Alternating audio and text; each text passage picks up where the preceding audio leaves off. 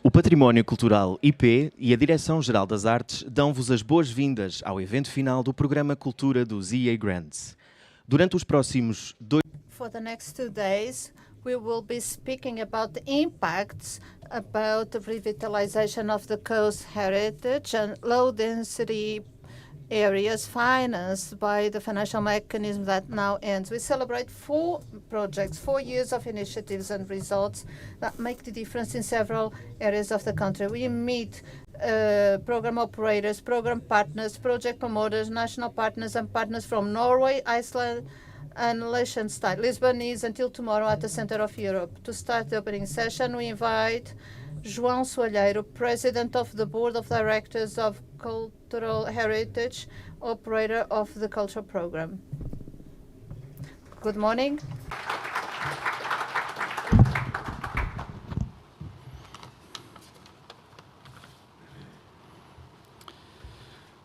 Muito bom dia a todos. Good morning, everyone. Allow me to direct myself in a particular way to the ambassador of Norway in Portugal, Anna Brusleto, the representatives of the donor countries, the coordinator of the national management unit, Manuel Milheiro, and to thank the commitment placed in the success of this initiative, to the operators and partners of the program, national program, and other countries, beneficiary countries, and I greet all partners of project here present that helped us implement this powerful initiative. We celebrate today the closing of the cultural program 2014-2021, operated by the Património Natural Instituto Público, partnership with the Arts National Director. We will reflect on the impacts and the conquests of the financial initiatives with the coastal heritage and access to arts in low-density territories. Let's speak about figures. With an investment of 11 million euros, the program Culture financed 17 projects in all national territory involving more than 50 entities, Portuguese, more than 30 partners of the donor countries. The project had impact in a superior number 290,000 participants, visitors, and spectators, and it's expected in the next few years to multiply the reach in figures and the indirect impact in terms of educational, cultural, touristic, and social impacts. The projects of EEA grants were important in the revitalization and re-socialization of the coastal heritage, immaterial heritage, sharing memory and sense of the communities to the identity of the sea and the histories involved in it. Also, the projects of access to arts in low-density territories have brought contemporary art in territories with less touristic offers. I would like to communicate a thought to you that I ask for you to inscribe in your hearts. The memory is always a place, a future place. I thank to the partners of the donor countries,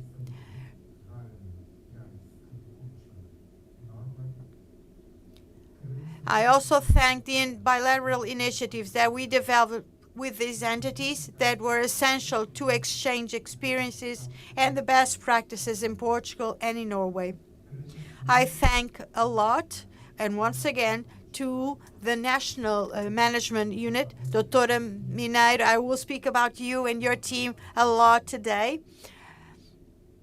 I thank for the continuous support and initiatives given to our partners, also the National Directorate for Arts. The results, even though they're measured, they're also significant from the point of view, human point of view. We are, before having skills, we are people. And it's for people that all of us, the donor countries and Portugal, have worked very committed work. Thank you so much.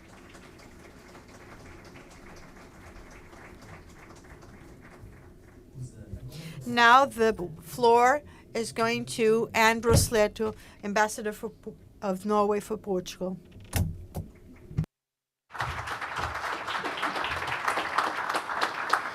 Good morning, everyone. Mr. João Soleiro, President of Patrimonio Cultural, Mrs. Maria Mineiro, Head of the National Management Unit, EEA Grants Portugal, dear representatives from Riksantikvaren and Kulturdirektoratet, project promoters and partners, dear friends. Today is a day of celebration. I am very glad to be here with you, commemorating the conclusion of the culture program supported by the EEA Grants Portugal. Culture makes us understand each other and ourselves better.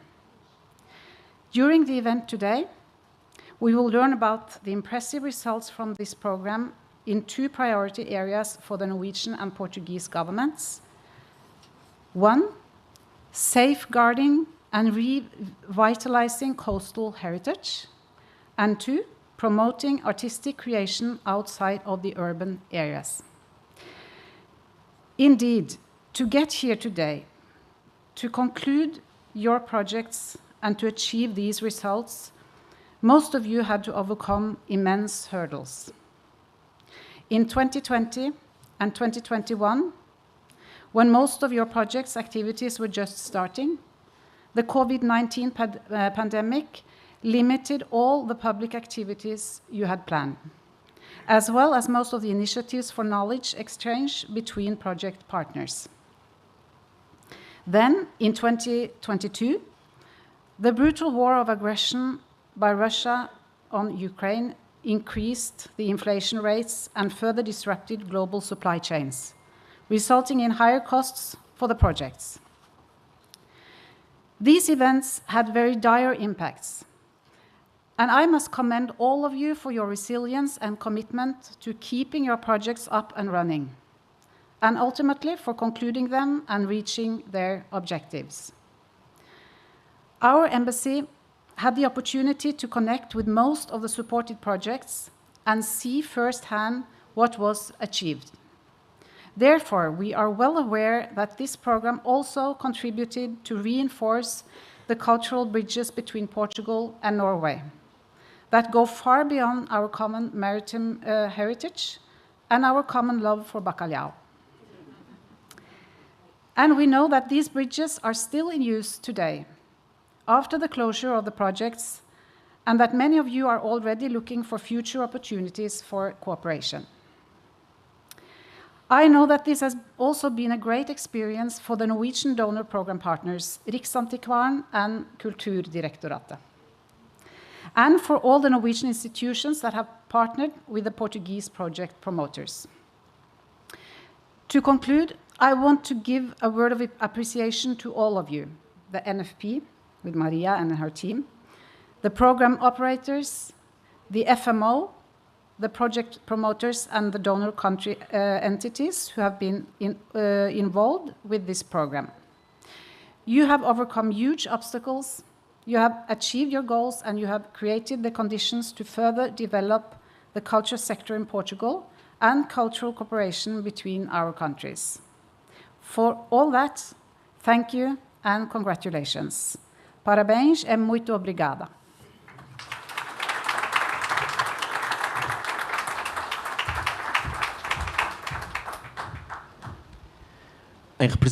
Representing the Ministry of Culture, now the floor will pass to Pedro Nogueira.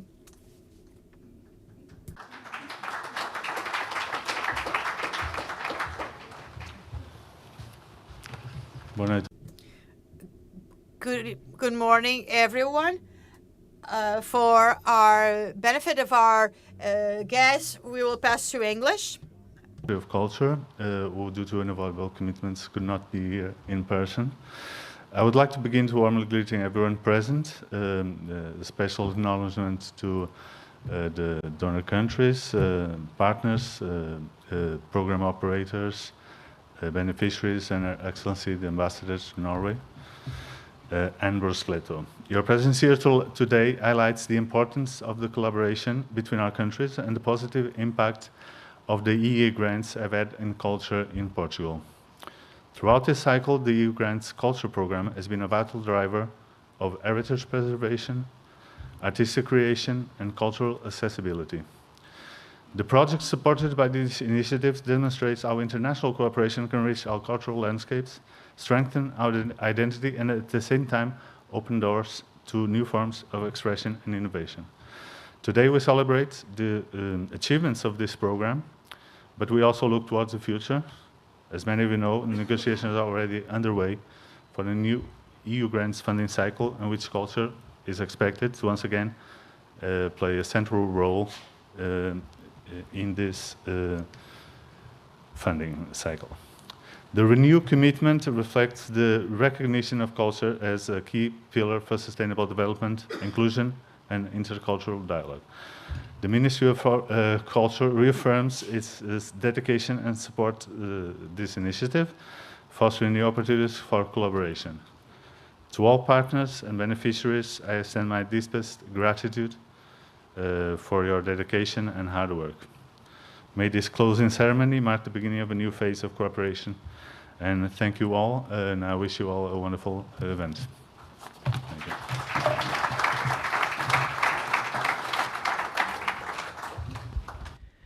O programa Cultura pôs em cada dos The culture program has a Castelo Branco embroidery known since the 16th century, and from now on will represent your presence or attendance in the final event. After a small coffee break, we will share the transforming results of the Culture in Portugal program. See you soon.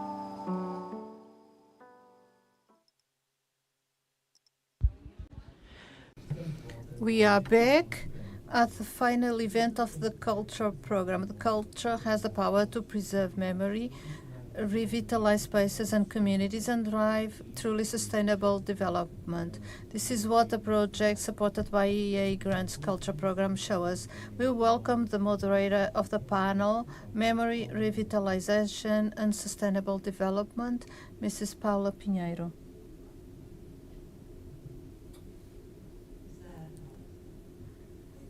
Good morning, all of you. Welcome to the panel 1 of the final event of the program Culture, and our theme is Memory, Revitalization and Sustainable Development. I suggested to the representatives of the program equation for us to undertake a different format. Each one of the speakers is going to present the project. At the end of the presentation of each project, I will have a talk just to clarify some of the points that were not very clear. I talk to the person who presented the project, and then I pass on to the following one, because otherwise, at the end of the presentations, people don't remember the first one anymore. So that's a way to memorize the content of each project. And at the end of these presentations and brief conversations I'm going to hold with them, I raise a common question to all of them. We wait for the answers, and at the end, we open discussion with the audience. Please don't consider it strange when I start having a conversation with the first speaker. Diogo Costa is late, had a car problem. He's going to be the last one to present the project, and we hope that he will be able to arrive. I propose to start with the filming project, here submitted by Tiago Bartolomeu. Tiago, could you please explain what is the institution that is behind the project Filmar, or filming, and what was the purpose of the project? Good morning. From the language point of view of EEA grants, filming was a predefined project, meaning that a predefined project means that there is an accountability for a state institution with a public duty that has to share and ensure that a vast knowledge will meet the population's needs. In this specific case, a concern with the film heritage, requiring to know the archive that the Portuguese filming institution has, where the story of the Portuguese cinema is stored. And for it to be accessible, we had to put in place something that didn't exist in Portugal or even in Europe. The Portuguese Cinemateca, together with the EEA Grants project, built a digital lab to ensure digitalization of the Portuguese movies, and in particular because the subject of this cycle 2020-2024 was the sea, the concern to represent the sea in the Portuguese cinema. Literally, the sea. It was the absolute absence of originality. Film and sea, mar, filmar, filming. It doesn't work with English. Filmar required to identify a number of titles which were not only fiction or the sea and the fisheries, but the whole impact in local communities, in industrial development, in propaganda, in education, in the development of the community building conditions. And in the Portuguese case, it has a complex dimension, the essential of the story of the cinema made in Portugal, mostly with means, was made with the fascist regime of the new state. And this was a metaphor for the country, the representation that the cinema proposes to have a national identity connected with this idea that the sea, or it is in the sea that we acknowledge ourselves. What we did was to really destroy this idea of a construction that comes from a destiny that we should fulfill. At the beginning, we identified 70 movies, 277 were digitalized. We should have done 20 sessions across the country. We did 502, 6 cities. We visited 45. We built a TV program. We edited 6 books. One of them is available outside, the one George is showing. We opened movies like Katembe, the most censored movie in the world, forbidden in 1968. Finally, we are able to really show it in a movie room. So it was possible to include it in the movies that were seen. So it is part of an effective material memory. And in addition to holding sessions at Cinemateca, the possibility to really show movies in international festivals.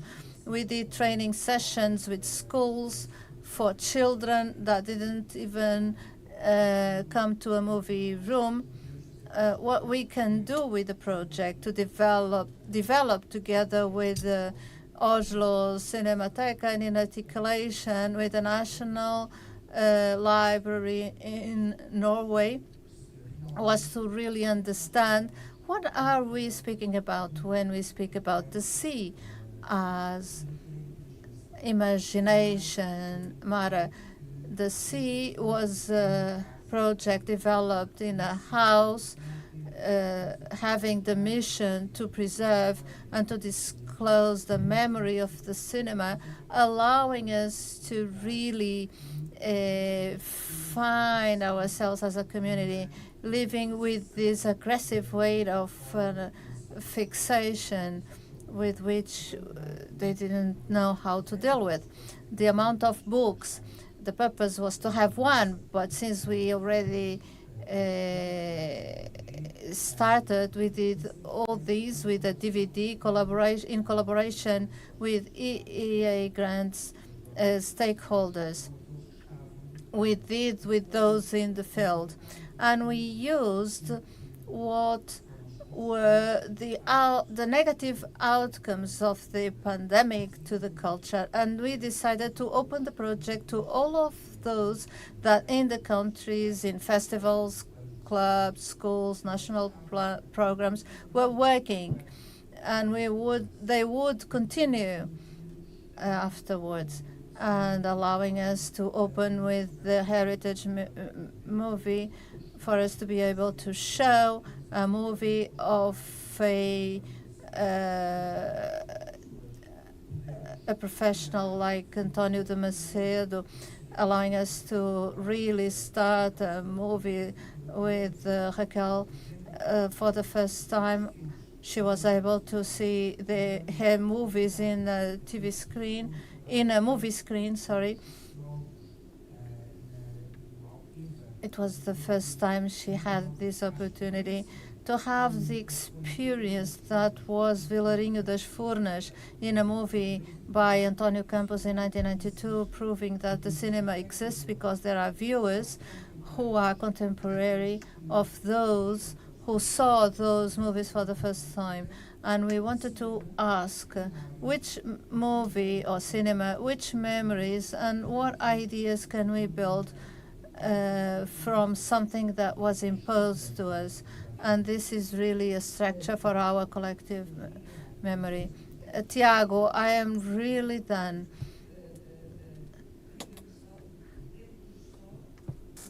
Could you please give us an example? How many schools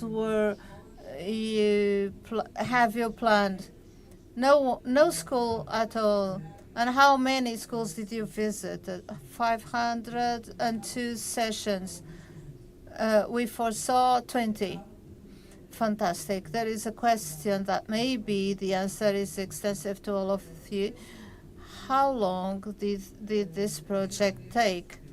3 years since the signature of the contract in February 2020 until 30 of April 2024. The room knows the pandemic led us to this situation. The pandemic made that Cinemateca, and we have Rui Machado, the director of Cinemateca. They had time to build a lab. We didn't bring images, but Paula said, no, but okay, to make a movie, there are sessions, there are books, they are available, the movies are available, but no one knows how did that start. And we decided to do a special session. It is available at RTP Play that you can watch at Cinemax. You can see the digital lab, 2 movies that we have digitalized to know, in fact, what was the origin of the Filmar project and what it became. And it has to do with this. I apologize to interrupt. That happened in many sectors, and in many cases, the pandemic also had some positive aspects. Gave us time to think about things slowly, and it was clear, I think, but just to repeat, if it wasn't for the new lab, it was surprising to me also because there was no European scale. It wouldn't have been possible, the amount of movies that you have digitalized. It doesn't mean that the Cinemateca has a digitalization work for years. It doesn't mean that the work didn't continue afterwards, but this scale would have been impossible. That required a lab in a workflow be created. The technicians were able to see everything at the same time, burning phases, allowing to have a specialized team that the work could have been done and ready to be submitted and allowed inclusively, because we were in a sort of cocoon, in a bubble. I was looking for a nautical word, like a shell, a capsule, a baric thing. What you have at CNANS. You can give suggestions.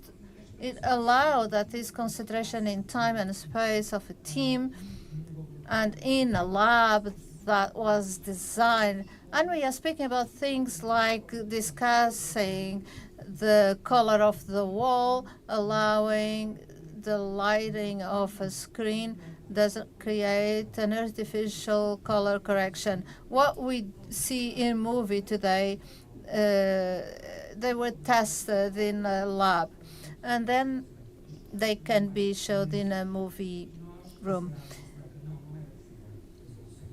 Without the support of EEA grants, it would have been impossible.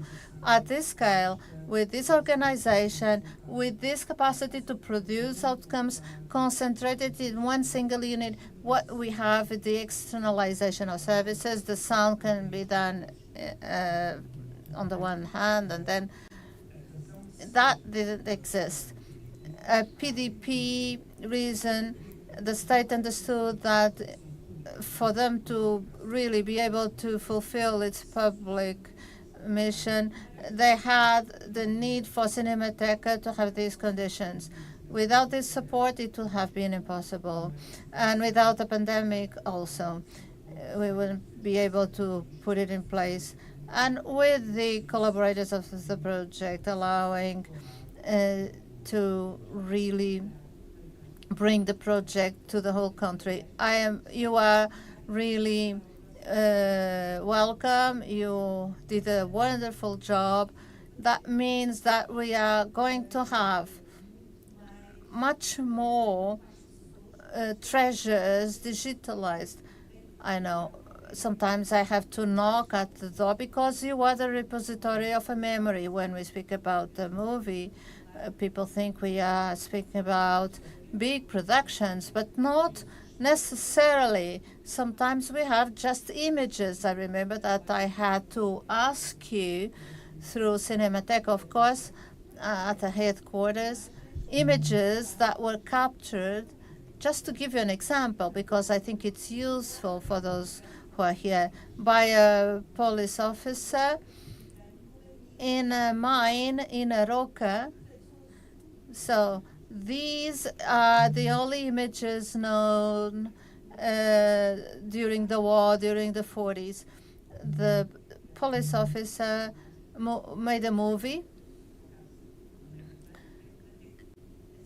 Cinemateca is the guardian of these images. This is what matters.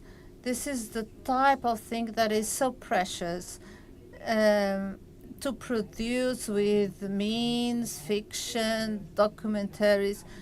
There are many documents of this nature that are kept or stored at Cinemateca, which are key for the building of our memories and consciousness. This was one requirement. Just for you to understand, the project had calculated 10,000 minutes of digitalization. If a long movie had 100 minutes, the great advantage of this project would be to look at the movies that would never be shown. They are short movies of current things, about things that were produced at the Overseas Ministry, Public Works Ministry, map services of the Army. The first time captures were taken in the country.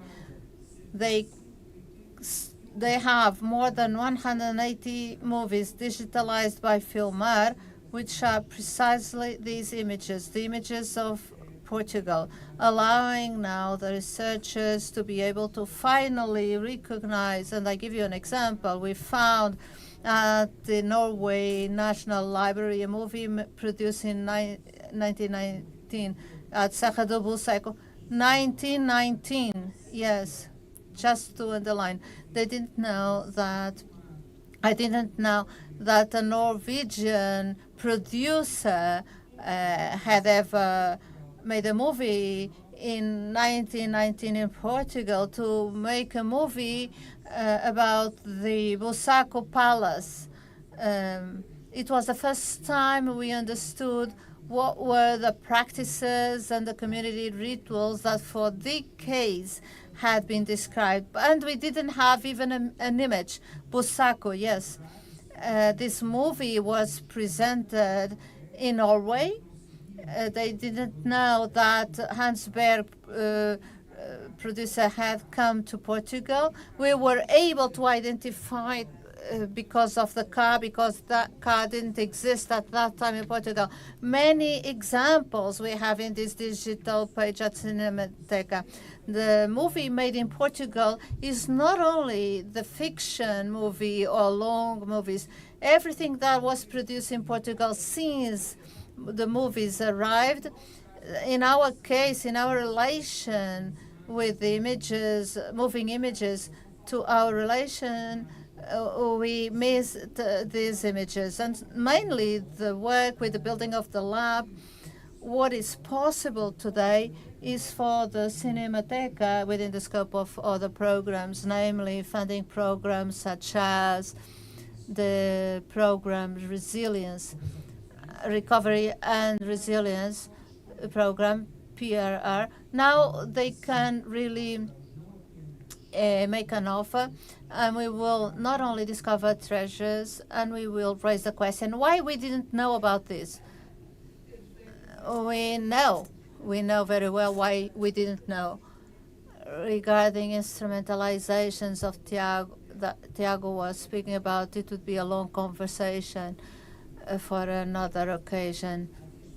Instrumentalizations existed. Today, instrumentalization is made differently, but anyway, we will continue this talk. Thank you, Tiago. Thank you, Cinemateca. It is a great project. We will come back to you soon. Peço desculpa, estou maluca. Virgília. Project Vivificar. And this is a project that is very different from the previous one. It's with people, live people, flesh and blood. There's no dead people. As I normally say in my work, I'm between the dead and the living. I work with history. I'm always among the dead. So this is alive and kicking. And this is very interesting. Let's hear you. Yes, good afternoon. No, good morning. Still, good morning. Thank you for the invitation to be here with you, celebrating this moment and sharing the work we developed, Vivificar. And Vivificar, it's not about the issue of death. It's the opposite, is to give life. Revitalize is one of the key words in this panel. And the idea of the project was to reflect on living and staying in 4 municipalities of Douro region. And it's a project transdisciplinary that included photographs and the new media architecture. Also, it promotes exchanges between Portuguese artists and Norwegian and the community. And the methodology is based on participative strategies, co-creation, to product works site-specific. And also the development of these projects allowed to develop as well perspectives, artistic perspectives regarding the socio-economical context, cultural, ecological ones of these territories and the communities living there and involved in these projects. And to Vivificar, it activates the critical thought, the involvement of the population, and it's focused a lot in younger public, young adults. Those were our target audience. And to have an idea of the activities and the dynamics created, I would ask my colleague to project the video regarding this project.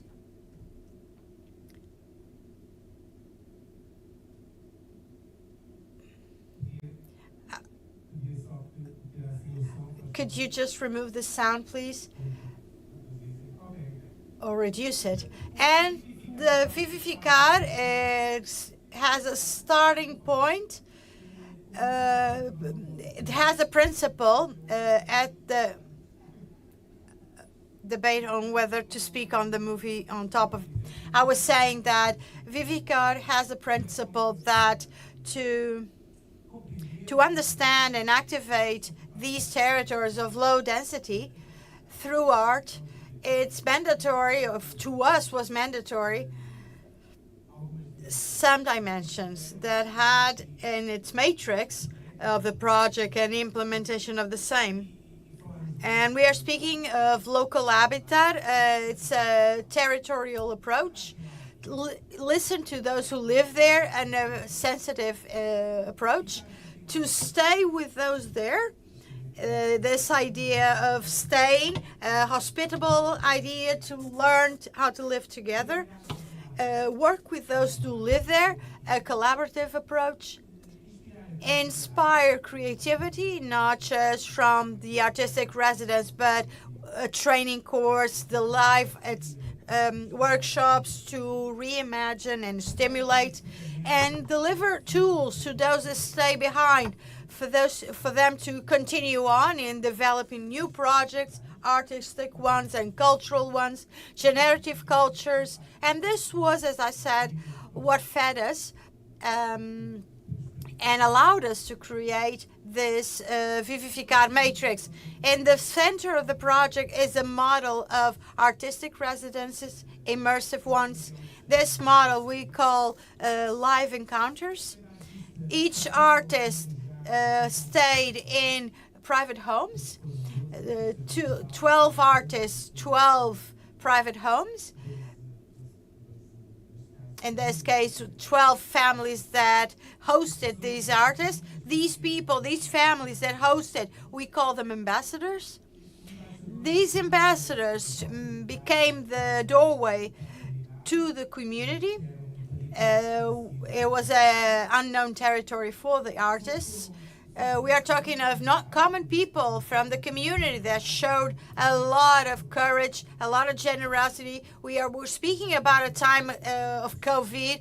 Everybody was saying, no way, no family is going to host for 7 weeks an artist to live in, to have dinner, have breakfast, lunch in a context they don't know, for the artists and for the families. It was incredible. It was during COVID.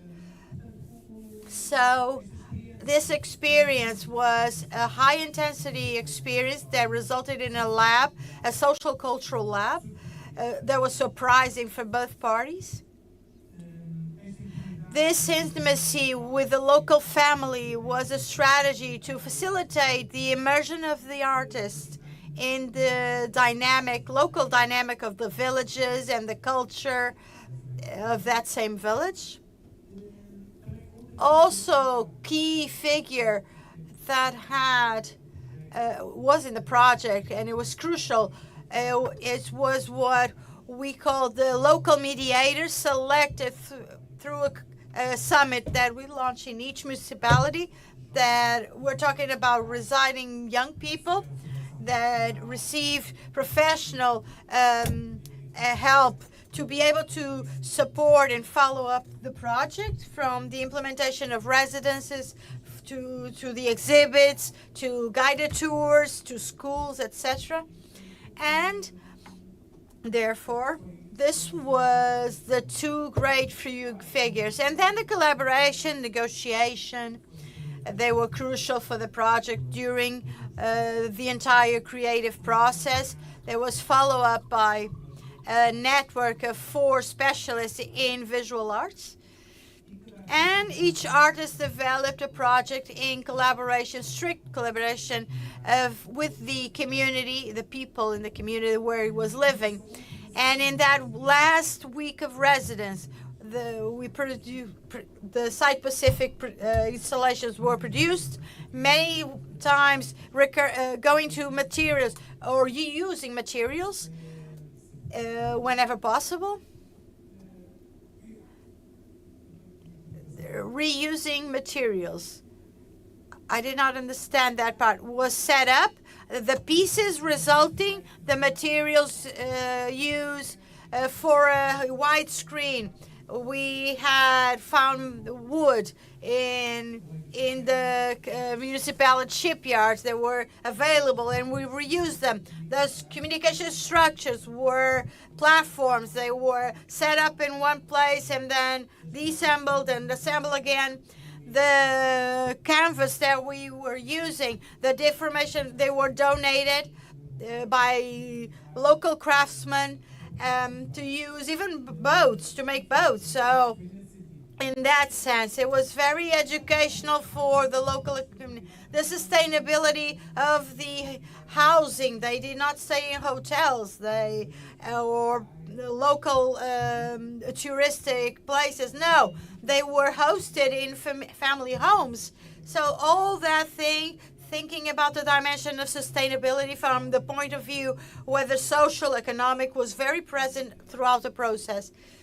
The project. I was speaking about the facilities at the end of the last week, where these facilities were produced, and you saw a few. They were not small facilities. Some of them were very, very big, demanding from the point of view of production.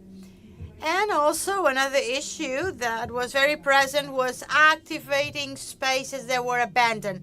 but they had memory. They were part of the collective memory of the village, like abandoned schools or a cinema that was abandoned for 20 years, full of memories because that's where the last concert of Chutes Pontapés was given. So that sort of thing, it was very important for people. And the idea of reusing what people thought was no good. It's an abandoned place. It's not. Suddenly, it became new again. It has merit. It has the quality to be opened again. And from then on, to be able to do a facility that responded to the work the artist was developing for the community. Can I start asking questions? Is there anything else you want to say, or maybe we can talk a little bit more? How many people, I think this question is ungrateful when we speak about art especially, or artistic interventions, residents. It's ungrateful because it's reducing it to a measurable amount, and I hate this question as well. But it's a quantitative data of reference. I know this was said before. We are speaking of 4 municipalities of low populational density, 12 artists. How many people from the local communities you were able to involve in this projects and these artistic projects? That is a very interesting question. Initially, we expected less people, and since it was COVID, people were more in-house. Douro, these villages are villages with very few inhabitants, namely young people. There was an expectation of involving in these process of 12 artists, around 100 and a few people. We involved 231 people. When I say involve, I mean participating directly. We are not speaking about visitors to exhibits. No, people participating directly in the creation or co-creation together with the artists. We are speaking of 231. We have the name of all of them in our book, and the age range. Well, our focus were young people, young adults, because they are in the population. No, but I saw people, senior people. It was open to all the community. It's very interesting. Suddenly we had senior citizens and children and young people, as obvious, families, complete families, participating in different stages. Give us, what were the areas, the disciplines of the artists, of the 12 artists involved? Photography, new media. This means no video, digital image, architecture, as well as an public intervention of the space, public space. And I'm curious about that. Regarding photograph, video, digital, whatever, I think all of us can understand how we can involve a community, and we make people become interested because they can also photograph. So let's focus just in photographs. It's the most familiar means for all of us. Everybody involved in a project, in that project with a photograph, can photograph as well, correct? Yes. Regarding architecture, I'm curious in particular about, because it's very interesting, how do you involve an architect? I assume it's very well, because architecture is an art form as well. Many times it's not classified like that, but it is. How does an architect be able to involve people, and in what? Just in the building of the spaces of exhibit, or no.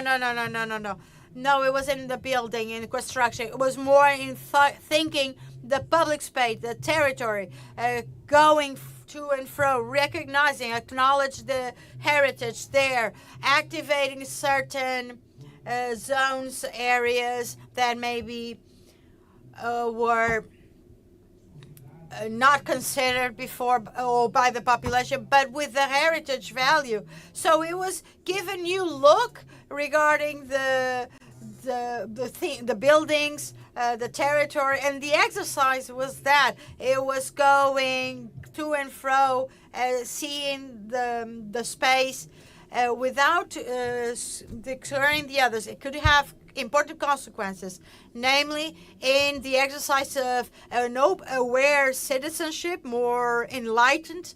I ask if you felt that invitation to look at the heritage and the public space in another way, with more concentration, more attention, again, with a critical look. Do you feel that that could leave, I think that's wishful thinking, to leave seeds always, but all of this to leave seeds. But in that concrete case, do you think it could lead for people to intervene in a more active way in the decisions made in their municipalities regarding public spaces? I think so. And that happened. It happened because the project allowed for that dialogue, not just between the community, but with the political powers as well. They heard the communities, what they thought, understood what the artists had developed and what was the perspective they brought to what that was built on that community, that territory. But I think that helped to think certain even prejudice and to solve some issues that from this dialogue, this meeting, these live meetings emerged. And now we are implementing the second edition because we believe so much in the project. 3 of the municipalities are still with us, and this means that the community adhered. Several villages, sometimes we had the mediators, and the other local ambassadors, they share with us, and they ask, when does Vivificar come, and they come to our village? We want Vivificar here in our village as well, so that's very beautiful. And I would say that there was an impact, a positive impact in the invisible world, yes, but also in the real world. And their memories that stayed with us. And just to share with all of you, in terms of impact in the community, for instance, a group of women that met weekly with Maria Lusitana, the artist, to develop the project in residence. They continue. Maria Lusitana, the discipline was what? Video, photograph, performance. They still are today. Religiously, the group is becoming bigger. They still weekly meet in the village, developing projects. We know that because they've been sharing it with us. We see in the social media. And people that didn't get along, now they share the same space. An association in Elijó that had a young ambassador that welcomed the André Tribes, a Norwegian artist, today is very active from the point of view of projects and proposal, cultural, artistic in Elijó, occupying one of the abandoned spaces, the local market.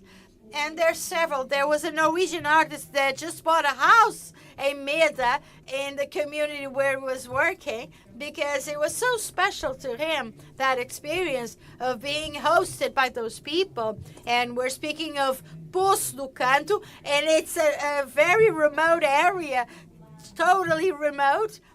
And Trond Lucius bought a house there.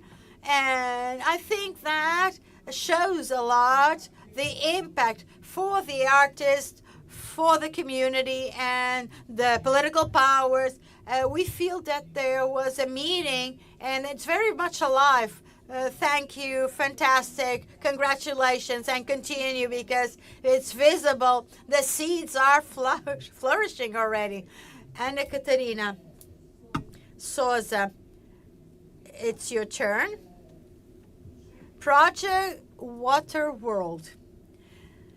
Yes, this project, first I need to make a statement saying that I just arrived to this project when he was finished. So, so the distance is bigger. Yes, I do not know the stories, inside stories, but I follow what happened. I am here on behalf of the board and as an archaeologist that has this area, but objectively, what's interesting in organizing like cultural heritage, it's a passage. Today is called I had functions in Ishpar, Igesepib, but bottom line, very quickly, de Geração Geral do Cultural in the Instituto de Gestão Arquitetónico, today, cultural heritage and public institution in Portugal. We have a follow-up of 10 years for each organization of heritage, but what does not change is the responsibility to take care of our heritage patrimony. And basically the framework, what is crucial is your work, not the names, and protection, safeguarding, communicating cultural heritage, but several others very dedicated to archaeology. But archaeology also has an immaterial dimension, and in this case, since it's sea, maritime heritage is very rooted in our communities, coastal communities. Let's specify, for those who do not know, CNASH. CNASH is the direct institution relating to this project, Water World. Can you tell us about the sigla? CNASH. CNASH, this project that has an English name, Water World, World of Water, it's the sea. It is connected to the National Center for Sea Management. It was created in 1997. The CNASH has been CNASH forever. It has this mission of taking care of this heritage, archaeological heritage underwater. That is a huge patrimony. Why? Because it's not just Portugal having an area of coastal area that is very big. The continental platform, one of the biggest that we know of, 400 sea miles. But this is a very important point that people do not realize. Portugal is one of the countries in the world with with more sea under its jurisdiction, and is about to get more. This is very important, the pointer. It gives us note of the relevance of managing the heritage underwater in an area of sea so big, and in a nation that has our partners that is a small country of seafaring people. We use the sea not just as a transport, but economic subsistence as well. And the sea, we speak about rivers as well, but the sea is part of our identity. And therefore, it has been a chosen subject matter since this is a predefined project together with Filmar. Both of them have this common point, the issue of the sea. And this treasure, not in terms of economical terms, but in terms of knowledge and memory, is still very little known. We have a high number of identified places. When we speak about places, we speak about archaeological places. We have traces that need to be identified. Within these places, we have places in Portugal and traces of shipwrecks from several countries, more than 40 countries, in our territorial waters. including Norway ships and the presence of shipwrecks in a high number of countries outside our, in the Norwegian coast, maybe? Undoubtedly. Portuguese shipwrecks sunk in Norway and vice versa. Undoubtedly in Africa, Brazil. We are now celebrating Vasco da Gama closely, all that route. So it's very high to think the great challenge of taking care of that heritage. It's the one that is closest to us. It's our responsibility since Portugal ratified UNESCO Convention, not just to identify and protect, identify the places, the episodes, identify here we have a shipwrecks. Because people do not dominate with your terminology. You speak too fast, thinking that everybody is understanding, but nobody understands. I don't understand. You need to explain places, but archaeological sites, is that it? You identify here there was an occurrence. You dive, and you identify here there was an episode, a shipwreck, and this is now part of an inventory, of a map of the quantity of episodes, in this case, the sea, Portuguese Sea. And since part of the opposite are historical, we need to cross-reference with the documentation. My area is research. It comes from the prehistorical times. In this case, we need to pick that find with the shipwreck that is documented in the and documents. So, and that's the part that is more interesting, to join the pieces like in a puzzle. Besides the identification and all the identifying, can we protect? And that is a very important question. Protect how? Monitoring and safeguarding that works that are made offshore, and the exploration by man of nature has no limits.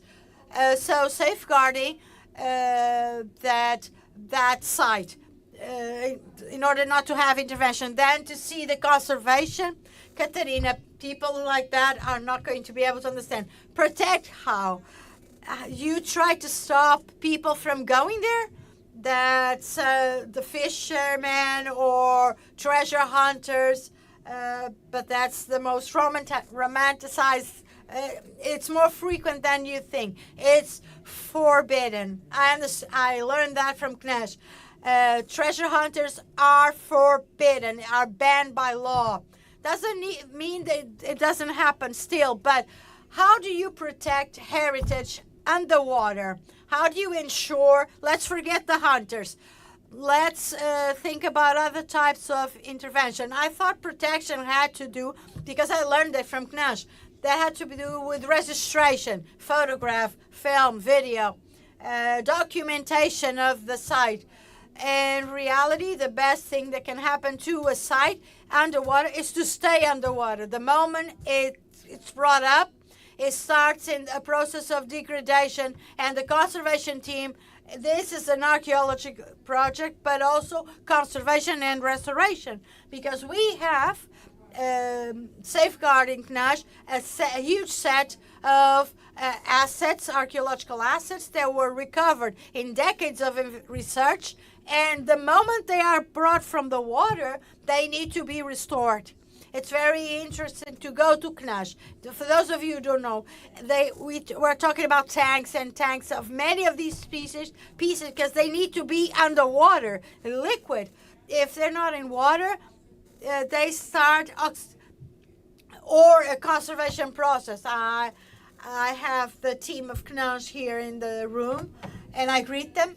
But it's a long process, complex, that obviously with all the skills that we could implement with the creation of CNASH, and I greet here my colleague Catarina Coelho that was in these solutions and follow up the setup of CNASH.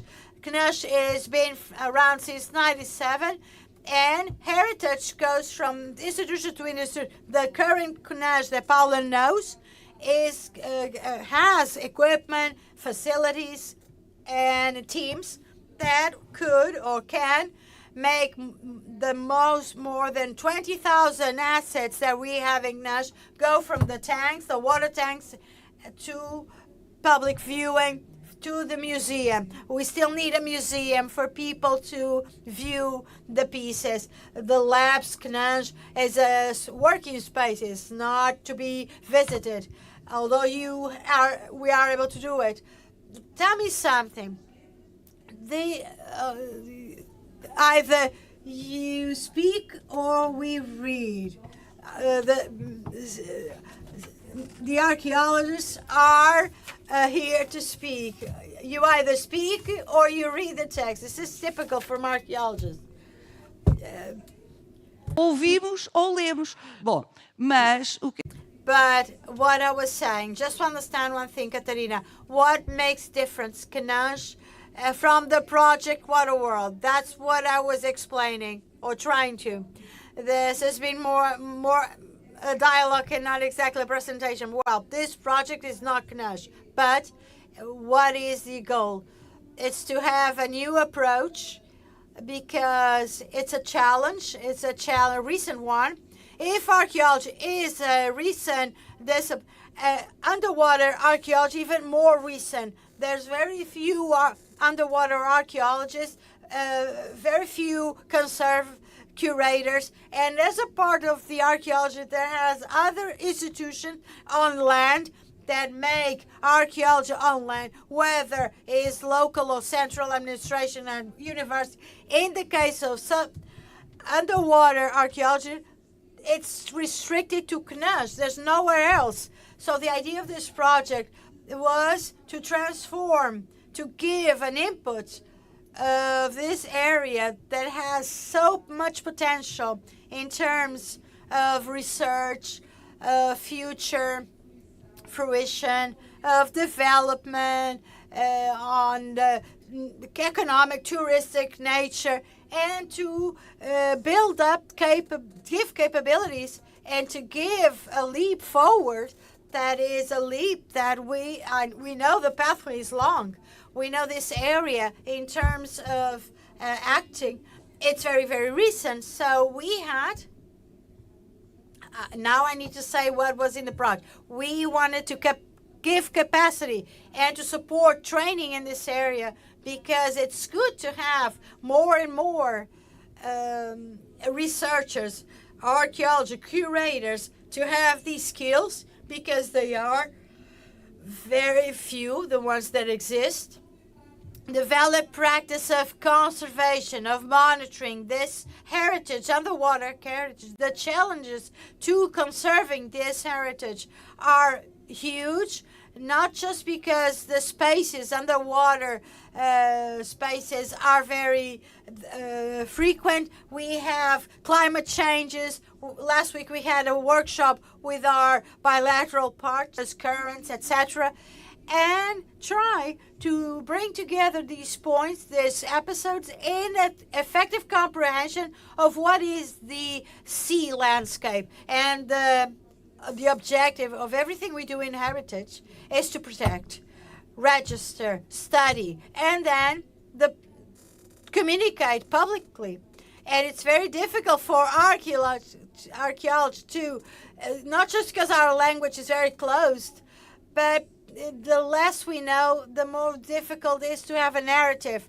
And that was one of the goals of this project. And this project, of course, what was achieved? We are speaking of long-term objectives, but we are talking about steps that we tried. We made workshops, we learned with our Norwegian partners. Our partners participated, came here, and they participated in missions.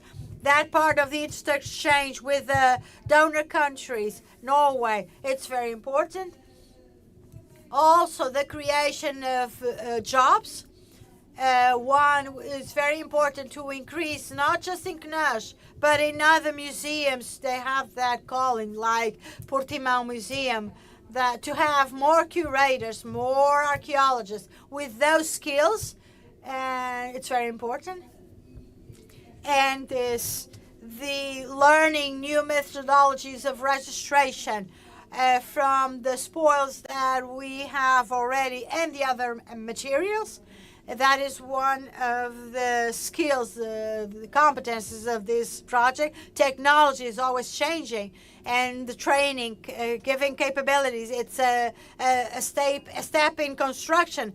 Subaquatic archaeology that we do today is completely different from 10, 20 years ago. So the potentiality, it's huge. And then in the area of conservation, what this project allowed for, we had already made an investment, huge investment, in this case by the Cultural Heritage Director General, the predecessor institution in the facility. Now we see the image of the tanks and several other equipments. It was possible to step forward and to acquire more equipment. Currently, with the RRP, the Recovery and Resilience Program, we were able to buy more equipment. All this, it's important to have equipment, but also more people. Do we have more people? That's the issue? Yes, that is the issue. Everywhere, more people, more technicians, more archaeologists. And were you able to hire? No, you can't, because from the RRP, we cannot hire more people. It was just to acquire equipment. So that is a challenge for the future that we hope we will be able to overcome, because the subject is deserving. The spoils safeguarded by the Portuguese government is huge. 20,000 artifacts, some of them very big. Paula knows the space and knows what we're speaking about. And another goal was to make conservation actions to start restituting these pieces to the public, to place them in museums, because we have in CNUS several assets that from all over the country. So it was possible. It's enough. You have more to say. You would have a lot more to say. But for the presentation of the project, if I understand correctly, this project, it's a slow one. It's something ongoing. Hiring people did not happen. No, it did happen? Oh, okay. Tell us, how many did you hire? 5 in total, but at this moment we have 3 curators more, 3 conservators, and we will hope to increase the number of archaeologists. I think that is a crucial issue always. So, to finish, so we can pass on to the next project. We could be speaking a long time about this. I would like to say just one more thing. Our communication activities that went through news reports. I invite all of you to go to RTP Play to see the program, the show Visita Guiada.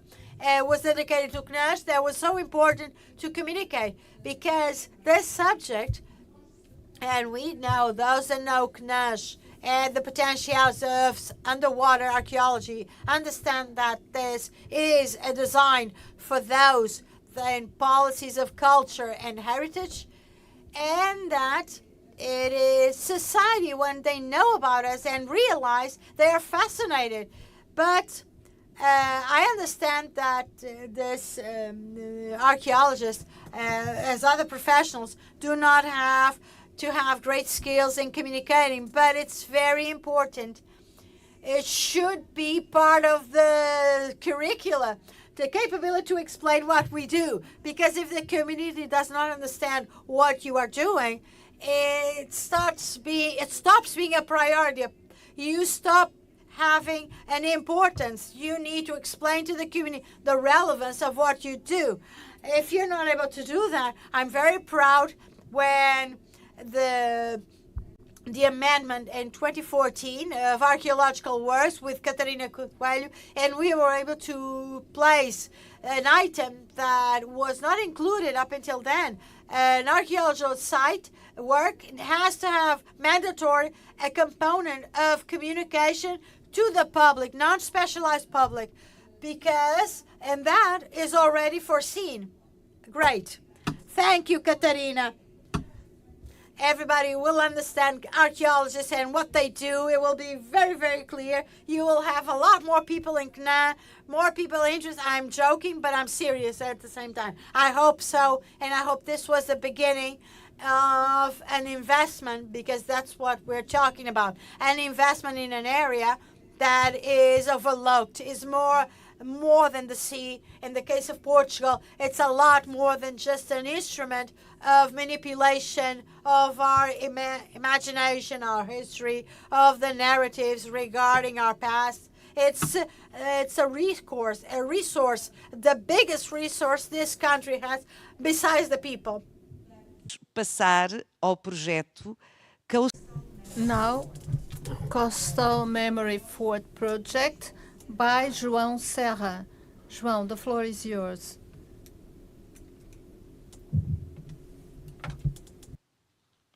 Eu aqui tenho uma apresentação. I have a small presentation and a video, if you allow me to show you the video for everyone to understand. Or, by the way, perhaps I will show you the video first. Could you please show the video now? Because it would make it easy for people to remember. Before viewing the movie, I would like to thank you all and Paula for being the moderator of this morning panel.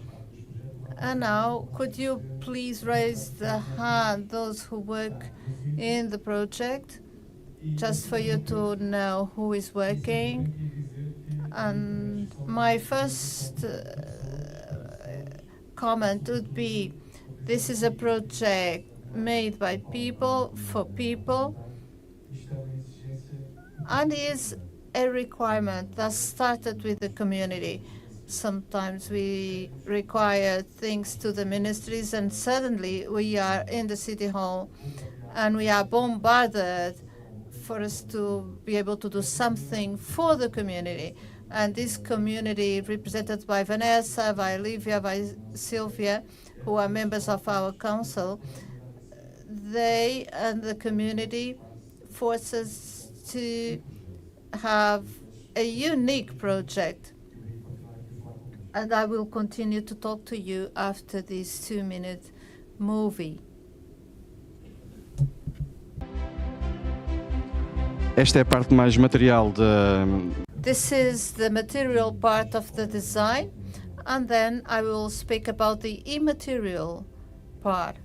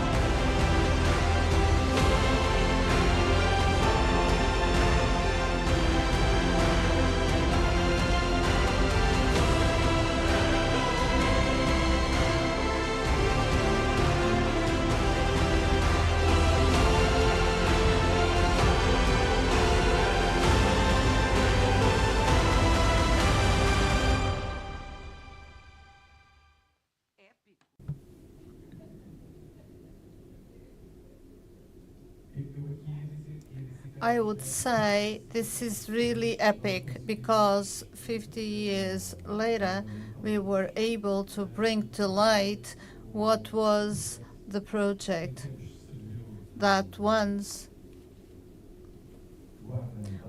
was a fortress to really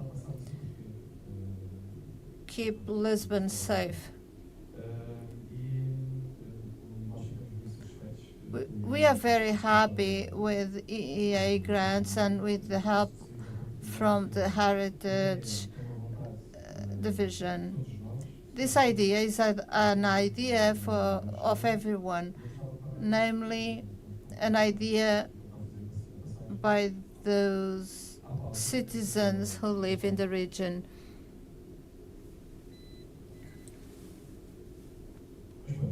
Well, let's continue our journey. 7 years of great experiences.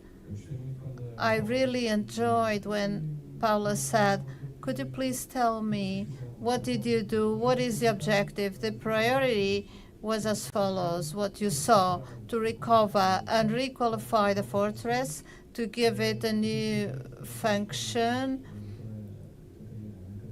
According to Mrs. Katarina, COVID was something that didn't allow us to meet the material goals, but we were able anyway to rethink and to involve people. We tried to involve the schools, the community, aiming to really have many outputs.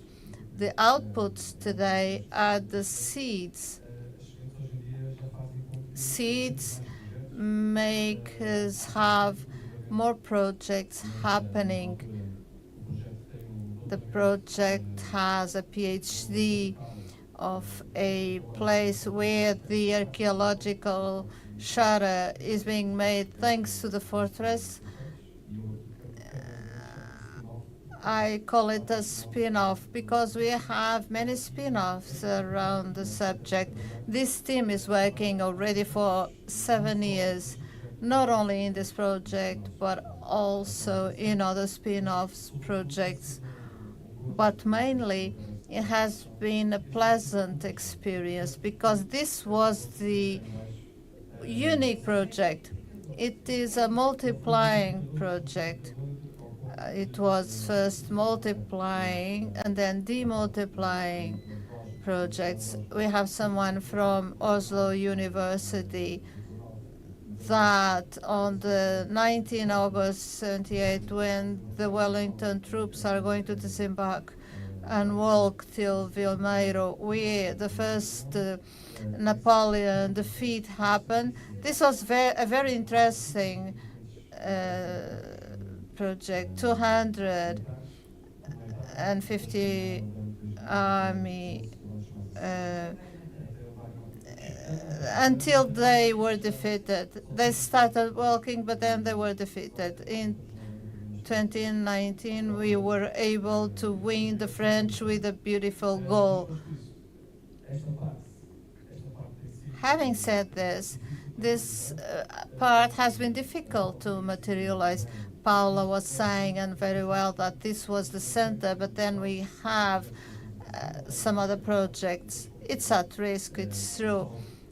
It's at risk because it is next to the cliff, and we are going to submit a new project, 3.5 million, to refurbish the Arriba, the cliff, to keep it for years. But if we didn't, this to tell you that if we didn't have this help and the good relations with all state entities, it wouldn't be possible, because it has allowed, with this investment from the EEA grants, to be requalified. We want to equip it with a new space, allowing entrepreneurship, creativity, and culture, and everything. Well, you are saying that the fortress has now conditions to host several events. You have created spaces in the fortress to welcome events. Yes, it's prepared. We still need the support, and also the Portuguese Agency for the Environment will have to approve many other facilities that will support the fortress. We also have re-qualification of the surroundings. It will be even more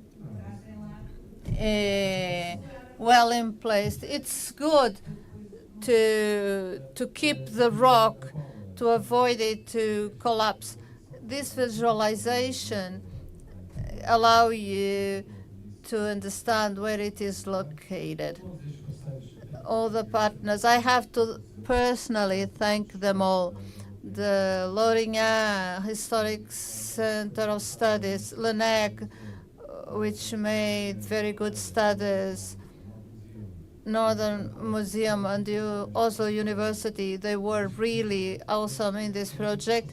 But we also have other partners, Paulo Tinoco, an architect, Nuno Raposo, who were fantastic since the first minute. They have been working hard, and this process will continue. It is an endless story. Will take at least one more generation. We have a huge investment already.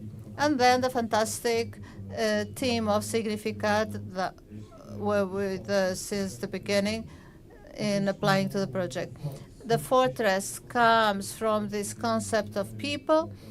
The memory course was, since the first minute, a project that we started with the community. There is no time to list everything. Now we understand, well, we already understand it, and the outputs of the material, to try for us to have the memories and to preserve the memories. They are very important, and here people, likewise the previous project, you can make a movie, as you did in Peniche Museum. They made a movie there. The new Torre do Tombo is audiovisual already. This is fantastic. This work should be exposed and viewed at the space. This work was made together with the Gunnar professor, the part that is so dear to us, and then the outputs with the community, be it in these heritage journeys or interactions with the Norwegians, which were very fruitful. We learned a lot with their coming to Portugal. And then in the exhibitions we held in the Lusófona University and with the students. And also this sensitization, earthquake action was very important regarding the risk and for people to understand the risk, even at the level of engineering. We had the visit from future civil engineers who visited the fortress to understand the good practices we must have to keep it for years. Regarding entrepreneurship, it is also a very fundamental output for us that we will continue to value, and the relation we are having with our Norwegian partners, we would like them to continue with us, and if I stay in the City Hall, I will invite them to continue to work with us always, because I think they are very important. I don't know if you have something else to say. No? I would say only that this is an excellent multinational team, and this participation is really very important. And I would like to ask you a round of applause to them. It's good to have everyone involved here in the room, because not that they have come from far away, but it gives you the impression of their commitment. And in your case, the result is very expressive, is the healthy fortress. Now I'm really concerned with the consolidation of the cliff, of the rock. We had the participation of the National Civil Engineering Lab, LINEC that gave us this comfort. We also have a different team, engineering team. They all did everything to combine with geotechnical, geological studies to then intervene. This is what we are going to do, to intervene in the future to keep the fortress safe. This is an asset that belongs to everyone, and it's good to have it in good shape. Diogo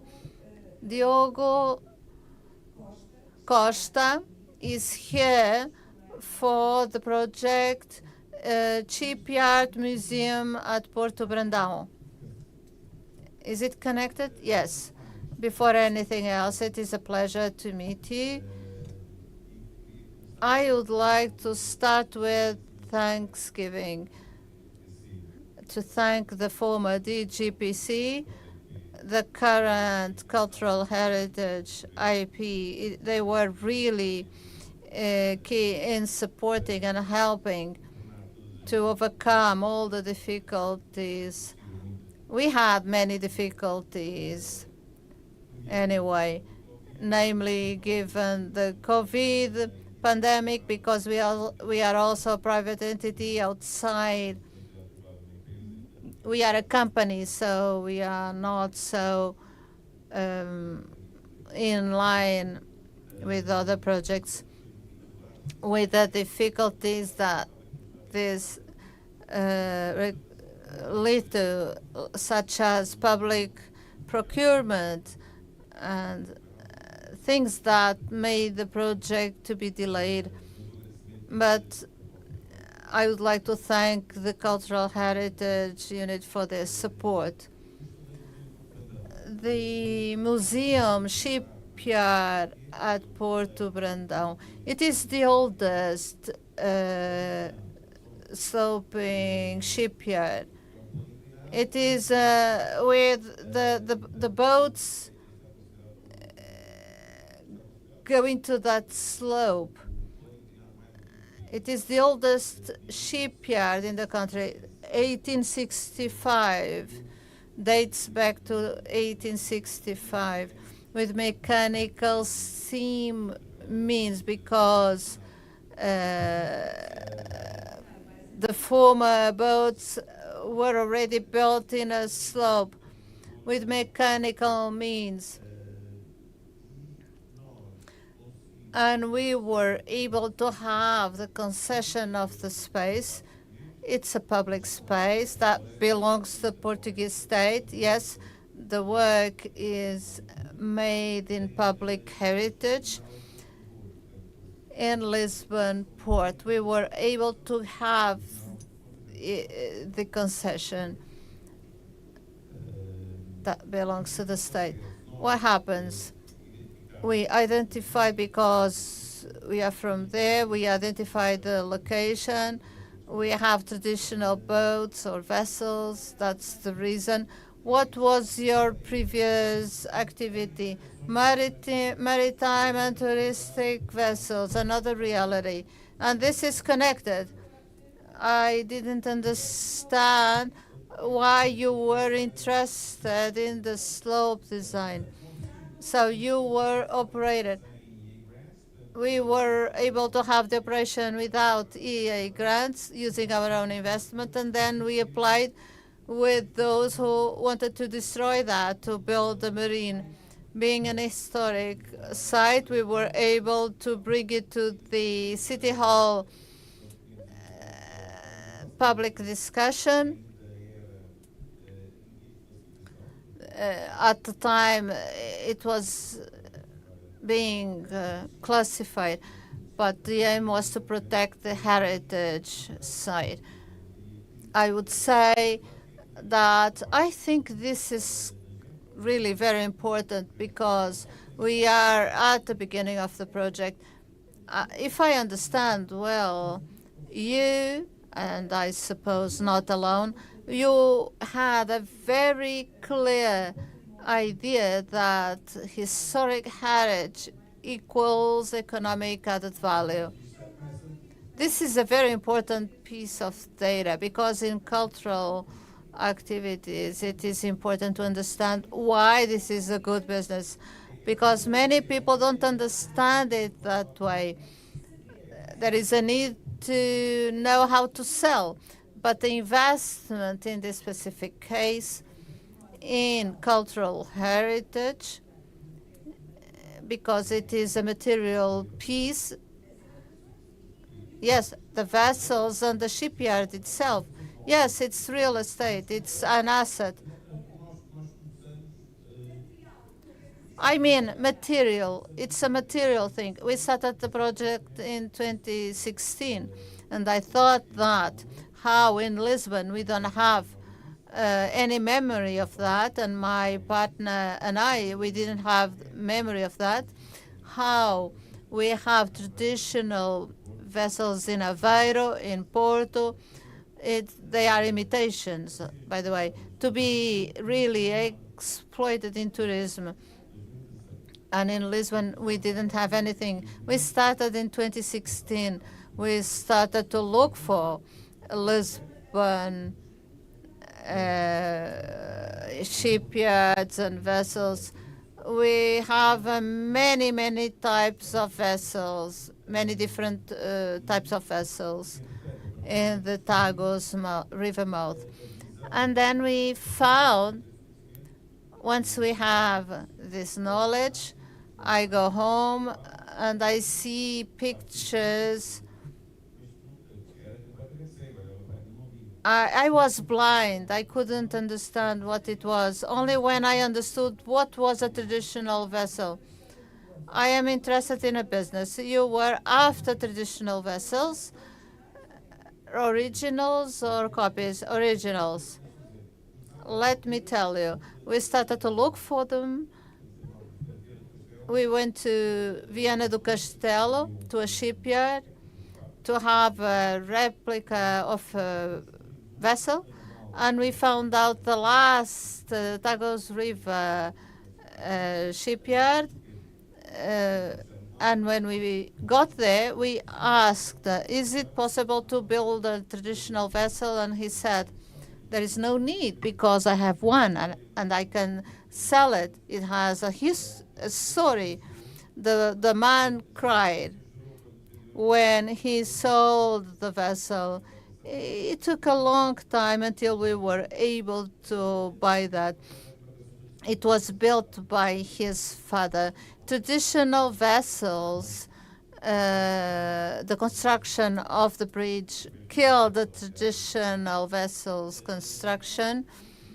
The utility, yes. The only entities that preserved were the city halls or city councils at the Tagus River. They kept some copies or some vessels. And sometimes they show this heritage they have. It's not tourism, but it's okay. Mr. Jaime was the only one, because he had a shipyard, the only private person with two big traditional vessels that were of his own. We bought one, we started a business, we started to work from Cais do Sodré.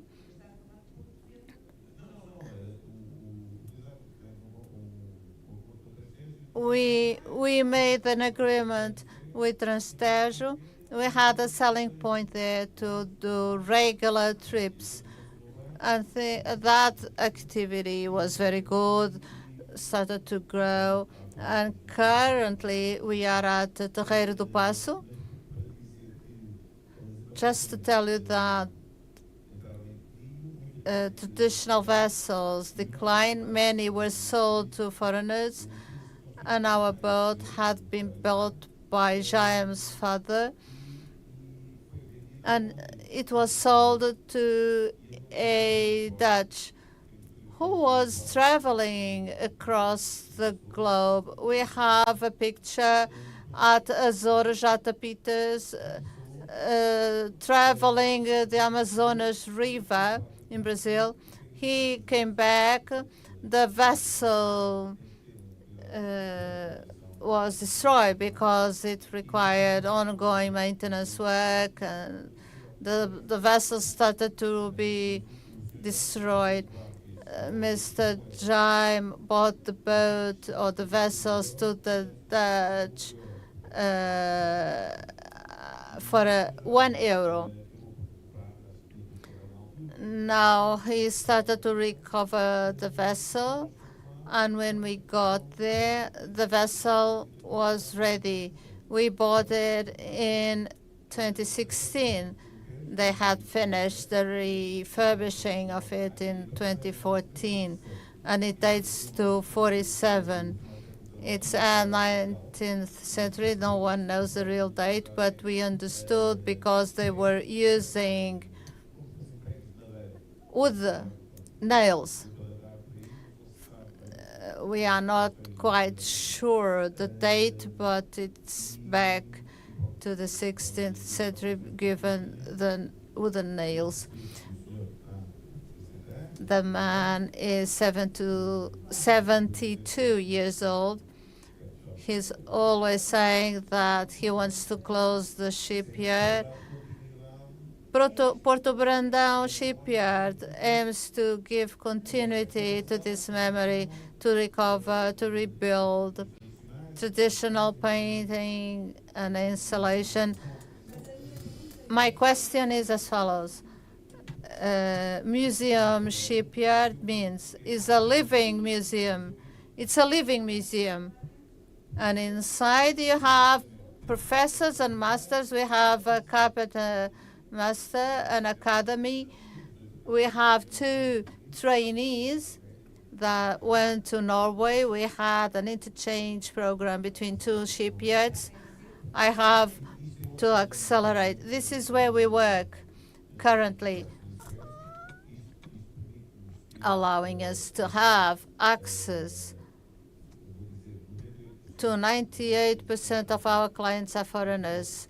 Therefore, our purpose is to really disclose abroad our heritage. The foreigner coming to Lisbon, seeing the sailing boats, doesn't add cultural value. This is what makes us different. It's an added value. It can be an economic added value as well. However, it is worth underlying that people may sail and don't understand or realize which type of boat they are sailing. We are at the center of the city. We started at Cais do Sodré. Today we are here. It was refurbished recently. We have a ticket selling point. The project that you bring is the shipyard project. This was an introduction.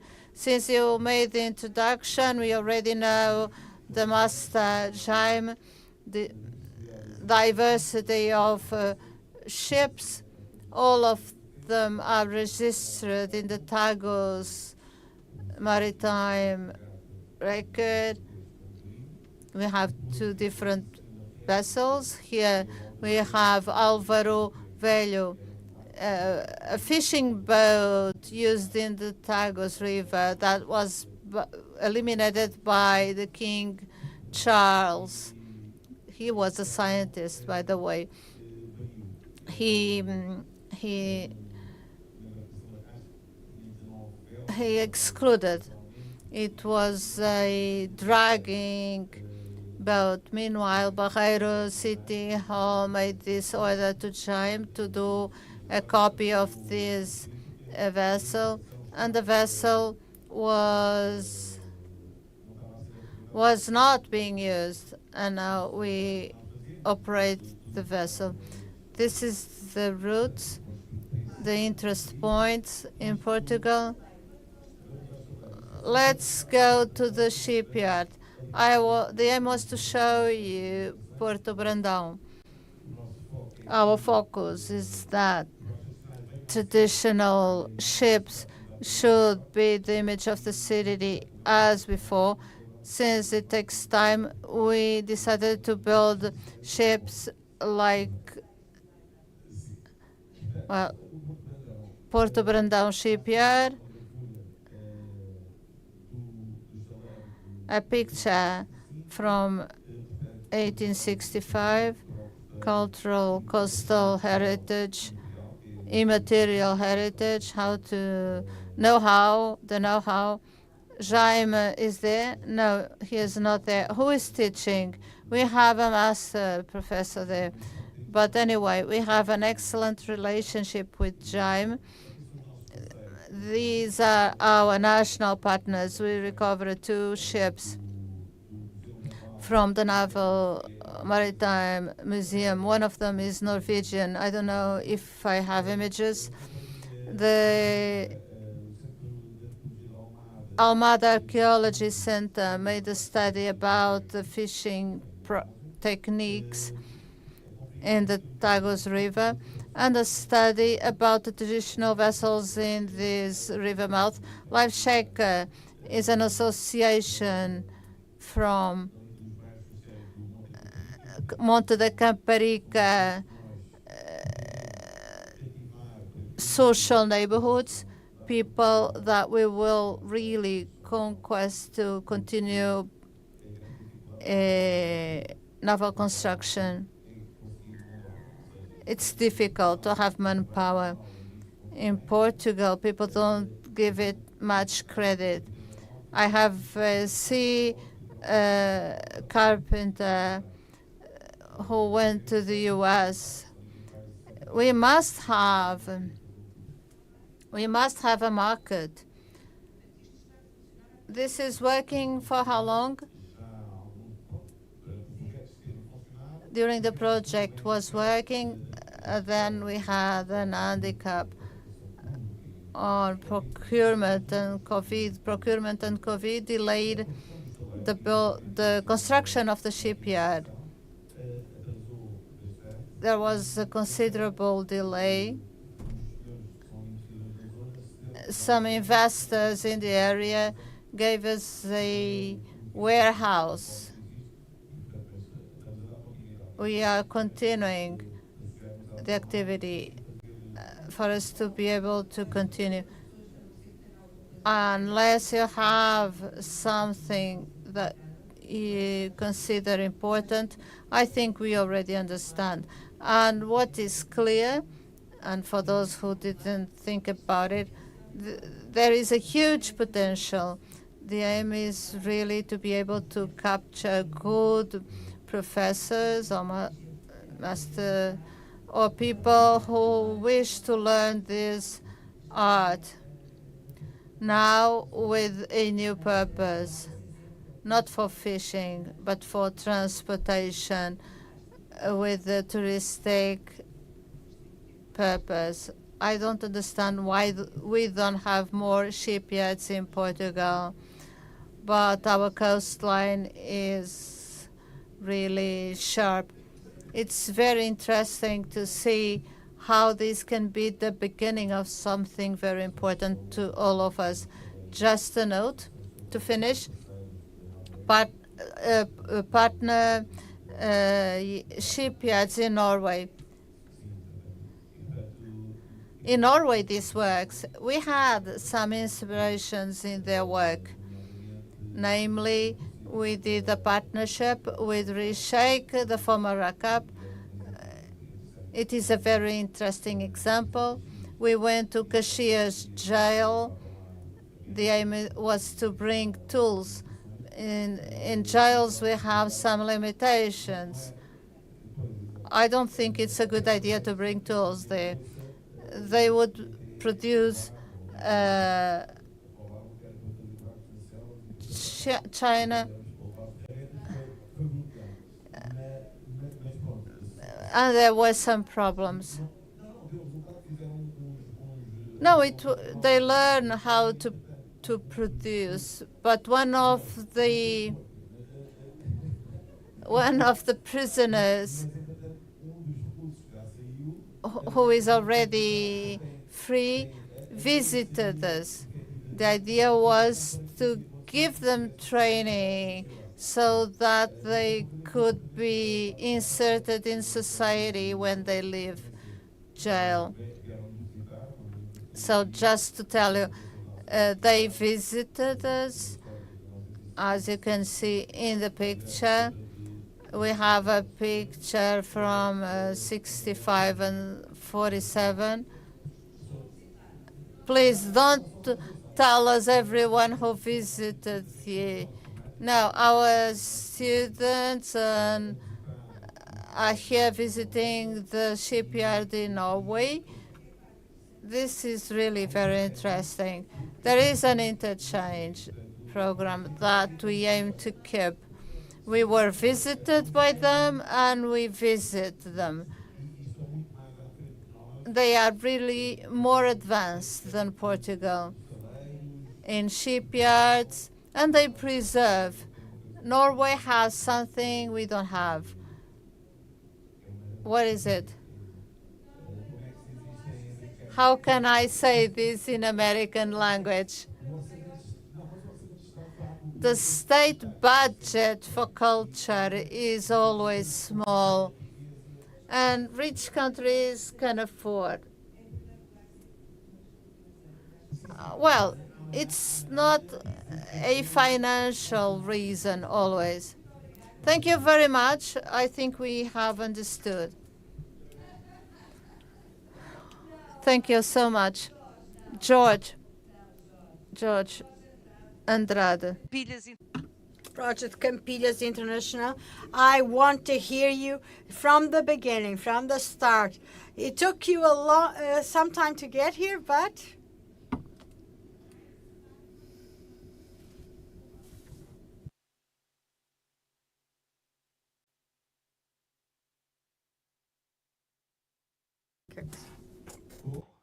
can you hear me now? Okay, good afternoon, everyone.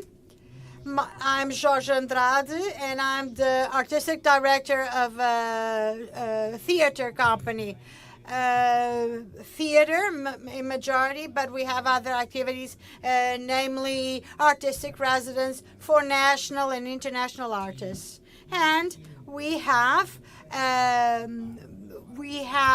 our activity is being developed up until 4 years ago in Lisbon and Porto. And it was 4 years ago we had the intention to start developing our artistic activity outside Lisbon and Porto, and we found this marvelous place in Santiago do Cacém that ended up giving the name to the project, Capilhas. It's the dam that we're seeing, 32% of the water from the limit of the dam. And we had these grounds, completely virgin terrain, and we were thinking how to develop an artistic project there. We had no indication of EEA grants up until then, and it was a happy coincidence when we thought what type of project to develop here that we learned about EEA grant that gave us implementing the project that we didn't even thought about at the time. We have finance from DG Arts for our artistic creation, but we had our plans already made, and it didn't fit to dynamize culturally any activity in this municipality. Now this is all virgin, and we destroy this marvelous side thing. The irony, it needs to evolve in the speech to understand it. This this ruin, if you can see it here, that stone wall allowed us to build here our cultural field of Campilhas. I'm not going to speak about the construction. It's not inside the program of EEA grants. What was financed was the activities that we developed in the municipality. We started to destroy the scenery with theater rooms. Here, this is one of the other directors is architect, and to make this cultural art center that has a theater room, rooms for the artists, it was made according to the local traditional architecture through Piper, made in with soil, and the interior. We bear in mind the ecology. destroying the scenery with class. And we, when we learned about the EEA grants, we knew that the project or the umbrella where we would fit would be to develop cultural activity in low density territories. And we thought it was pertinent when we started knowing better the county, not to focus in the cities, but going away from them. So one of the activities I will pass now, this is the rehearsal room, a marvelous one. One of the ways we had to communicate artistically with the populations living more remotely, we made an option, the radio. Radio M24, I will just speak about the partners, the national, the M24 radio, the municipality of Santiago do Cacém that was with us from the beginning, surprisingly. Terra Amarela to make the mediation with populations that we didn't know about, and you will understand later by the projects that I will be listing, the centers of day and the rural schools. A3S is sociology groups from Oporto that helped us to reflect on the goals that we had and how they needed to be readjusted in the different steps of the implementation of the project. BPI, Fundação La Caixa, 2 banks, they participated in some of the activities that complemented the support given in the within EEA grants, and also EEA grants to dignify that allowed us to be more ambitious in this project. One of the first, this started, there's a virus here that we can only hear clapping. It would be an interest to the speech. So one of the main activities, and maybe I should say all this before, all activities initiated within the context of the program EEA grants, they have continuity. The program finished, and we continue. Some of them with a lot of readjustment from the initial project. The majority went beyond, as with the continuous support of the municipality outside the program EEA grants that, and this is one of them, radioactivity, that in which we, through a partner, in this case, RUF, radio television of Iceland, that we made, we had training in radiophonic theater, and with another partner, Carflot, a French partner, that presented writers that wrote the pieces that we recorded here in Portugal with actors, Portuguese actors, that were issued and seen, heard in the different cultural schools.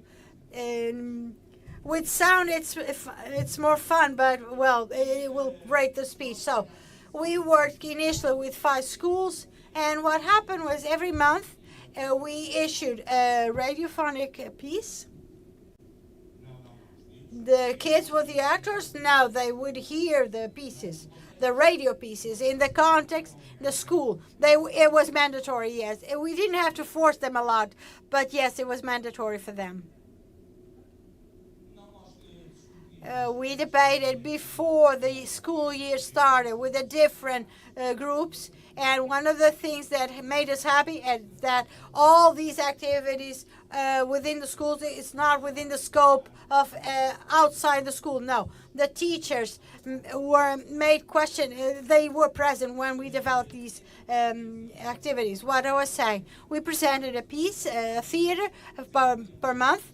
We developed in the other weeks activities that had to do with the subject matter chosen by the playwright, Norwegian playwright, and they would have the theater play and the show for the kids. That idea came because in talks, when I started consulting in the ground, many of these kids never been in a theater, or if they were, there was to see a musicale from Felipe Laferia, a great production. It was nothing that they would have an intimate knowledge of. No, we wanted them to be on first hand, to follow up, to be in the rehearsals, to speak with the actors, and to see what the final show would be. And if not, we, on the scope of the program, we're working with 5 schools. Now we are working with 11, 12 12 classes, and we gave continuity, as I was saying, and it made us to write new playwrights with Portuguese authors at this point. As I was saying, we developed this project in low-density territories. Many of the schools, the third years and fourth years are together many times, and the plays we present are more indicated for a fourth grader, and then the ones that were together, we couldn't present the next year because they were together, the third and the fourth. So in dialogue with the municipality, we found, yes, we'll go to see others. Yes, I will justify it later. Not initially, the kids were not the main focus, ended up being because of the reality we found on the ground, and other parts that are covered by the municipality, namely shows for the public in general. Here we have Francisco Arflot that introduced these playwriters that wrote the pieces, and there's a happy coincidence. Maybe the Norwegian Frederick, he's a playwright from Norway. He wrote one of the pieces, and we started having a closer relationship, and he started sending the pieces to have some feedback, and right now he came to outside the program to in Campinas, and he wrote something that will be seen showcase this year called The Illusionist. And we have Antina Time to work with the day centers here with a playwright from Luso Brasileiro, is Portuguese and Brazilian. We ordered a radio soap opera, and it was some kind of soap detectives. We wanted to involve the senior population, and they themselves chose who would die next week, because it was a interesting way to deconstruct death. And those that read without leaving the neurons, we gave awards to as an incentive. We have the plane freighted to connecting dog. We have a theater in Porto, and we would take people to Porto and to tour the city. And there's a cultural offer, some concerts in Casa da Música, or theater shows in Teatro São João. This was a beautiful idea. This is a beautiful idea, the image. And this is the last time I speak of COVID. We needed a more deeper knowledge of these senior that go to these centers, because we didn't have access to them. And we thought that, even because of the age, we thought radio soap opera would be familiar to them. And in the mediation with this public, we tried to have a framework set up, but unfortunately these people didn't even have a radio in their homes. So we had to buy radios. We had to justify the moving money to this, because before having access to the radio soap opera, no, they didn't have TVs as well. We're not speaking of people living in the city, Santiago to Cossai, Santander. No, we're speaking of remote places, people that live isolated. And a municipality van comes to take it to the center of the day center, where people take a bath and dress. How many people? No, if you don't know, you don't know. No, we worked with 5 day centers, and each has 20 and less people even. That is to say, we started, we had to go back in the program and issue just one show per week on the radio. they would have to listen to more than once to become familiar with things so simple as fiction. What is not real? What comes in the radio that is not time, weather, news reports? It could be a story. Another activity developed. The Radio Star still is ongoing. We wrote pieces for the radio where the people are suggesting the subject matters, to make something. It's something that they already are familiar with, and it's Radio Star. We want it for the pieces we make annually for the schools. After the student show, we wanted to have an amateur theater doing those play, and we took some time to find those elements, interested elements. No, this is bought from those photos. No. These are not the people. It should be, it would be great, but no. In this moment, we are only able to form the collective with, as the report will confirm, almost at the end of the 2 years of implementing the project. But we are happy if we are able to implement it with a group of young people. The first was 10 people, and this year we have 15. And they will have a showcase in Campilhas in July. They will start. The other one is almost finished. Audio Walk, our partnership with the television radio of Iceland, with the radiophonic play. It was resident there, and she made an audio walk with Paulo Diogo, the artist from Portugal. And the interesting thing was how someone from so far away looks at that territory and how the locals can bear fruit from that point of view. And we still do those visits for adults, for children, where people go around the property and they see the sights. And as Paula and the other artists looked at it, she wrote a piece, play, to be while they're walking, and it has something when she walks from one area, it changes. I don't know how it's done, but it happens. This, if before, this is them looking at the scene, the scenery. I'm always pointing, but it should be pointing that way, not that way. But okay. Here we have the roof, our partner from Iceland. Oh, I need to go back here. Meanwhile, we have chickens and sheep and bees. And behind we have something that we love, the preschoolers. They plant in 70 pines, each one with their own name. And this is part of the offer in the cultural center. They follow the growth of their own tree. It gives us a problem. We cannot have a gate because some of these kids want to go with their parents to water their tree. And we need to put a gate, really need. If not, the sheep and the chickens run away.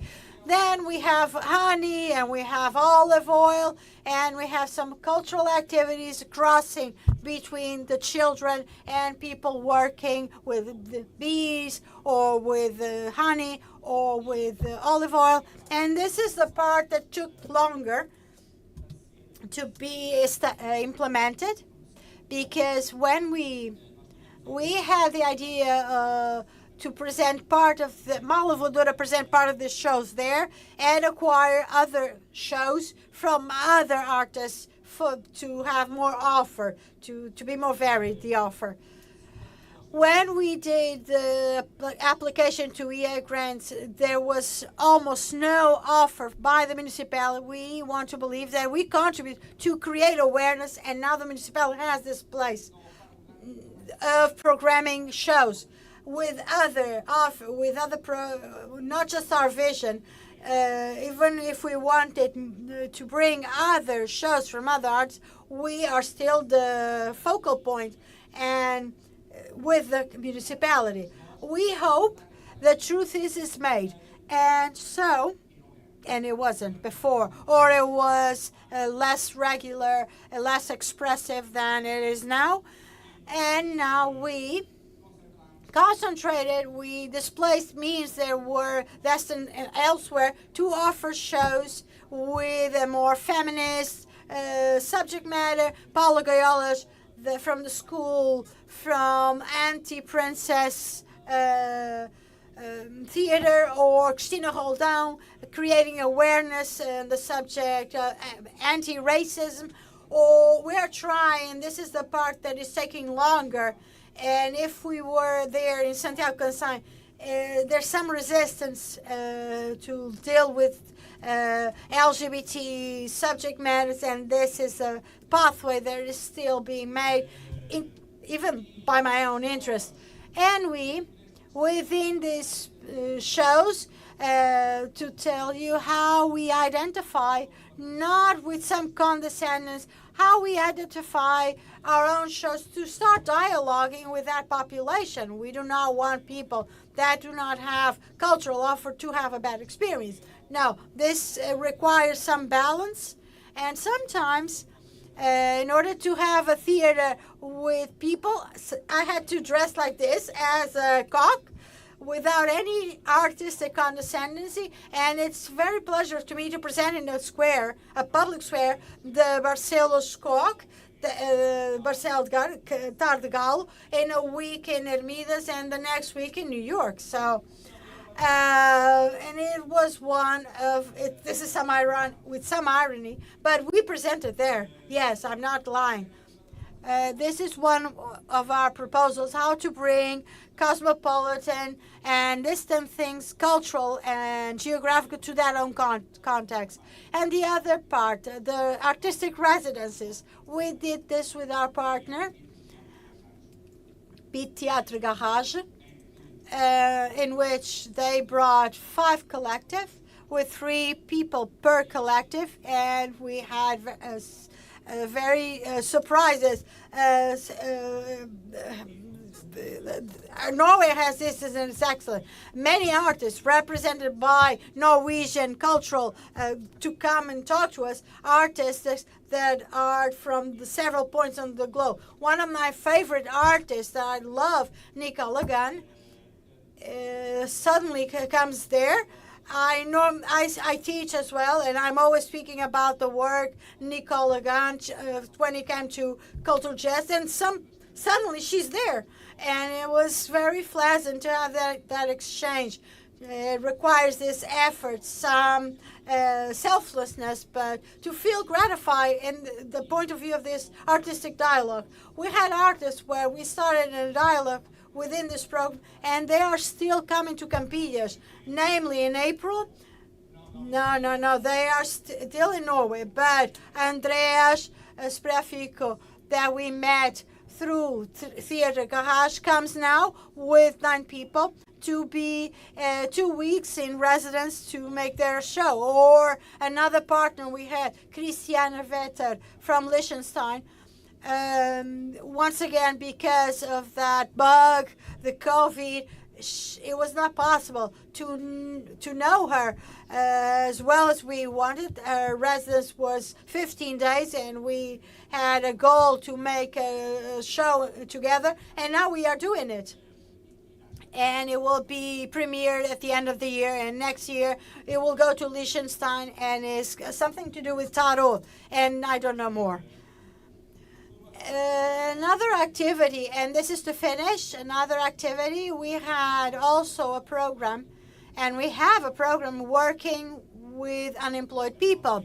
Our idea was to drop not a casting to look for artists, but to go to the center of employment, those that were finishing their grant. I would want to pay them what they earned before they lost their job, and that context, and to place them on the stage with Ligia Suarez and to bring some other sense, artistic sense that have been lost in practical terms. We had some problems implementing this because of that data protection. We are speaking of vulnerable people. We couldn't have access to them,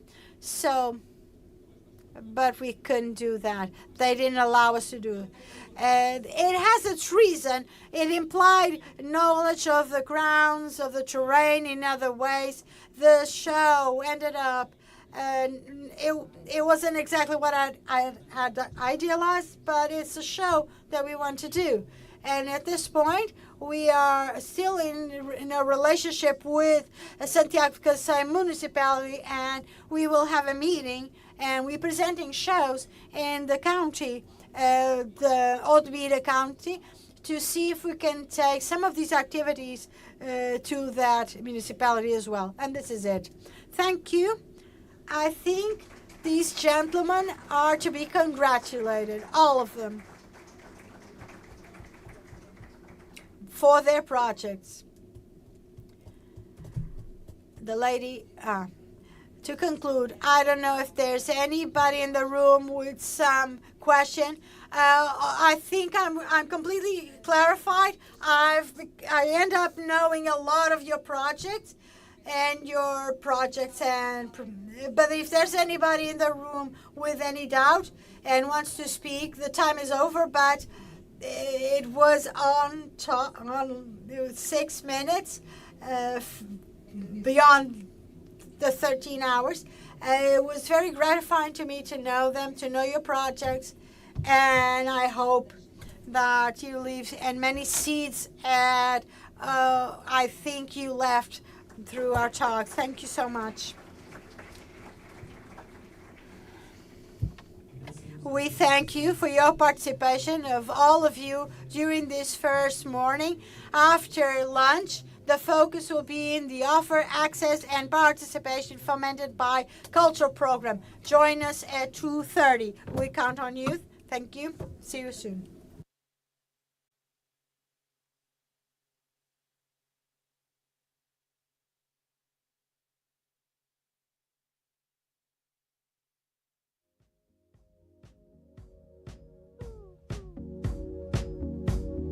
Casio, playing on my heart just like a Casio, breaking it apart so you can let it go. Oh, wait another year, that's not original. I'm cynical, alright, let's go now.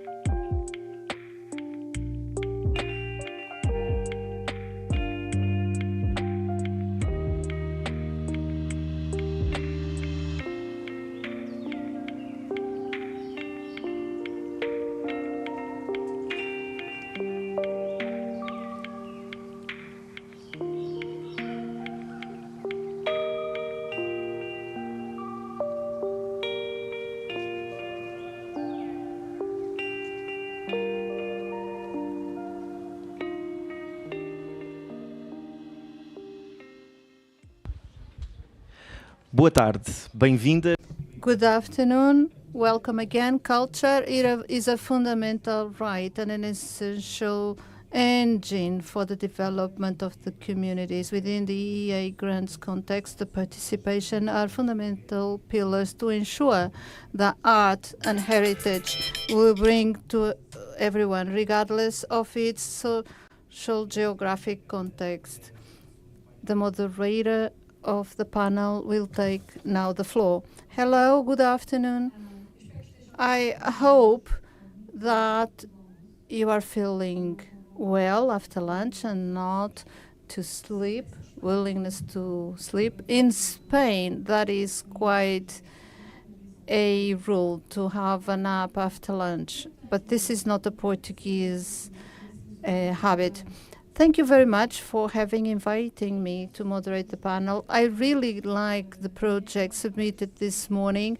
These meetings aim to celebrate, but we also recognize in each other that despite the difficulties we all feel, the truth is that this room is full of people who came from different places doing different things, who run the risks and believe in what they do. The common NDA, or during these risky times without certainty, we have to go step by step to do a performance each time. And sometimes people say, you will be able to do and perform. So this afternoon, we have this mixture of projects. We are going to speak about participation and action essential to cultural rights, associated to the idea that we are all producers of culture.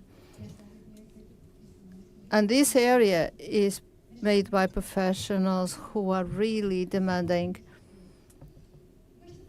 And with this small introduction to really animate the audience and for people to feel inspired, I will challenge you now with inviting Manuela Silva to speak about the project Lost in a Farm in the Middle of Salt Piles. When we speak about these processes, which don't end when the funding ends, because otherwise it wouldn't be well done, they will continue to be built. I will pass on the floor to you, and you will speak after the small video from the farm, the Salty Farm. Que se instalaram as primeiras salinas, e o sal representava a coluna dorsal das atividades do estuário do Rio Mondego. Esta atividade envolvia centenas de pessoas que trabalhavam em cerca de 300 salinas, de onde se extraíam 35 mil toneladas de sal. Depois de tempos áureos de produção, a década de 70 é marcada por uma desvalorização progressiva do sal, o que iniciou um abandono das salinas, acentuando-se ainda mais na década de 80 e por aí em diante. Numa tentativa de travar a desvalorização da atividade do sal artesanal e de todo o ecossistema, a Câmara Municipal adquire e transforma a Marinha do Corredor da Cobra, com o objetivo de interpretar, valorizar e difundir a arte da produção do sal artesanal como atividade capaz de agregar múltiplos aspectos históricos, etnográficos, paisagísticos, ambientais e económicos. O ano 2024 marca mais uma importante transformação neste espaço municipal, com a modernização do núcleo museológico do sal e da sua envolvente. No contexto do projeto Quinta Ciência Viva do Sal, em parceria com o MARE, da Universidade de Coimbra, a Agência Ciência Viva e o Vilvite Centro de Ciência da Noruega. O espaço adquiriu novas valências que aliam a produção e a divulgação do sal artesanal à ciência e à inovação, aumentando a capacidade do município para estimular o desenvolvimento económico e social do Salgado da Figueira da Foz, sem esquecer o excepcional património natural do qual as atividades da região dependem e o património cultural, identitário e único. Esta atividade especificamente. This activity, the salty activity and the system was declining And there was this willingness from the municipality and Coimbra University to really find strategies to develop this ecosystem with the renewal of the space that existed. What do we want to continue so that the producers, the community, whoever wishes to really start a new business, to fill the space as their own, in addition to the scientific and touristic space that location that the space wishes to offer the visitors.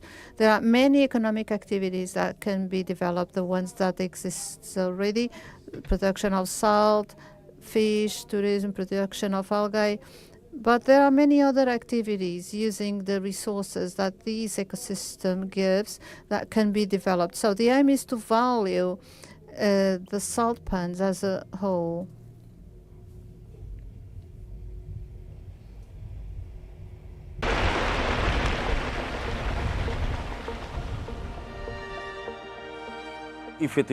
In fact, there is a potential in applying all the products within what I think this can bring: animal production, vegetable production, and the landscape. I think everything is so diverse in terms of what we can do. We are in the Mondego River estuary. The water is cold, and they are good and important for the quality of the end product. I think this is one of the most important points of the island itself, the water quality. To me, I feel passionate in being here. I am involved since sunrise until sunset, and we have a lot of birds,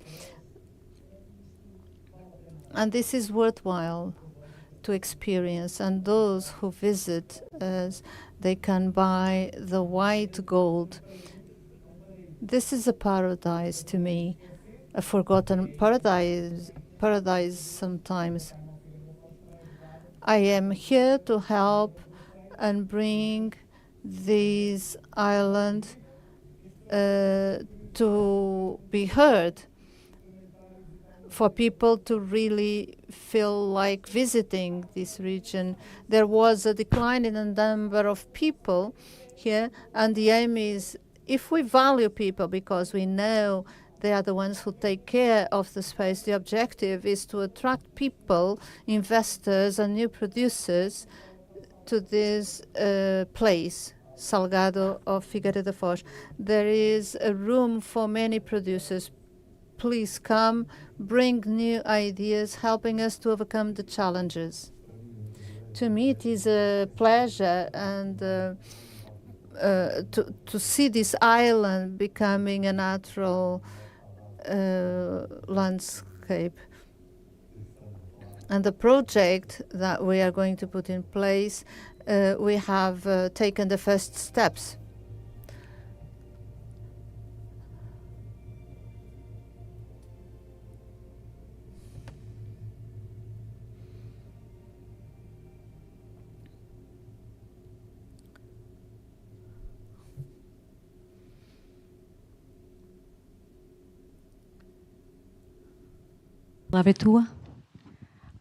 The word is yours.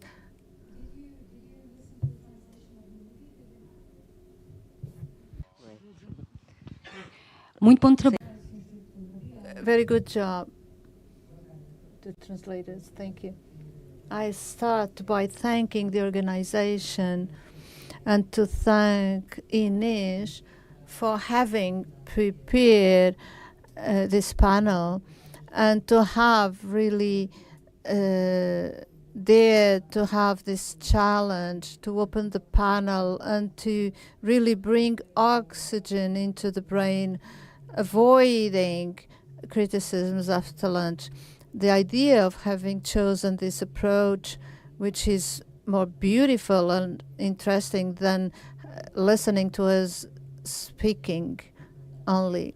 Thank you very much. I would like to also greet my colleagues in the panel. I think this movie replies to the issues raised in the panel. If we had been involved in the first panel, maybe I would have chosen a movie that we also have about the evolution of the project. I think that for this panel, Science and Participation, this is the video that meets better the goals. I would like to tell you as well that this is a process that was initiated. The application was submitted in 2021 as any other one in the project. The works began in 2023, and we opened to the public in 2024. So this year, this video allows us to understand the amount of participation and collaboration that this project foresees in local producers, entrepreneurs, tourism. We cannot live without tourism, but mainly with local people and local communities. The space is theirs. We have the advantage of having this space. It is a unique space, as you had the opportunity to see in the landscapes, with a extraordinary flora and fauna. The surroundings are very inspiring. What this project allowed was everything that we already had to integrate research. How are we going to integrate research? We had to requalify the buildings that we already have to give better conditions, working conditions, new rooms for scientific research, working with the living science partner or a partner connected to science, and naturally with Coimbra University or other universities willing to join us. This to bring the research part, because everything else already exists. We already have the knowledge, the know-how. We have an outstanding advantage to have with us. She is so good. She is our soul. She is the person who takes care of our museum that is going to have another name, the Salt Farm. She is the one that gives the greatest dynamic and who shares knowledge with visitors. So this can be a space for training as well, a space for knowledge, interpretation, safeguarding material and immaterial heritage. And it has to also be a space for training and a space for research and innovation. I don't know how much time I have. I don't know if I still have time to finish, but we know that in July 2023, the knowledge, the know-how related to sea salt was integrated in the National Inventory of the Material Cultural Heritage. So, to this adds this identity reinforcement.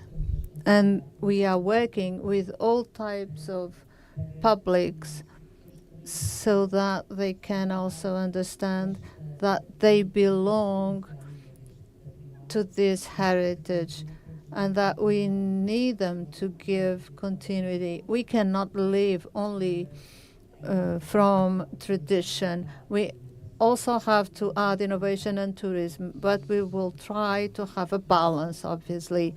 And this is the part in which the City Hall, because I'm here on behalf of Figueira da Foz municipality, on behalf of the museums and heritage, I have this factor. They can go forward, but I must find balance. because I cannot fail to include identity. Our identity is the salt. Salt is not only the white gold you saw in the hand of the professional who pick up the salt, because before there were no women doing this practice. Women would only carry the salt on their heads. Marmoto is the technical word in Portuguese for the person, a man who picks the salt. So I have the need to safeguard. Our role is to safeguard tradition without leaving or letting innovation to overcome. The offer we would like to do is to give a new encouragement to the space and to the heritage we have, knowing that the heritage is more comprehensive.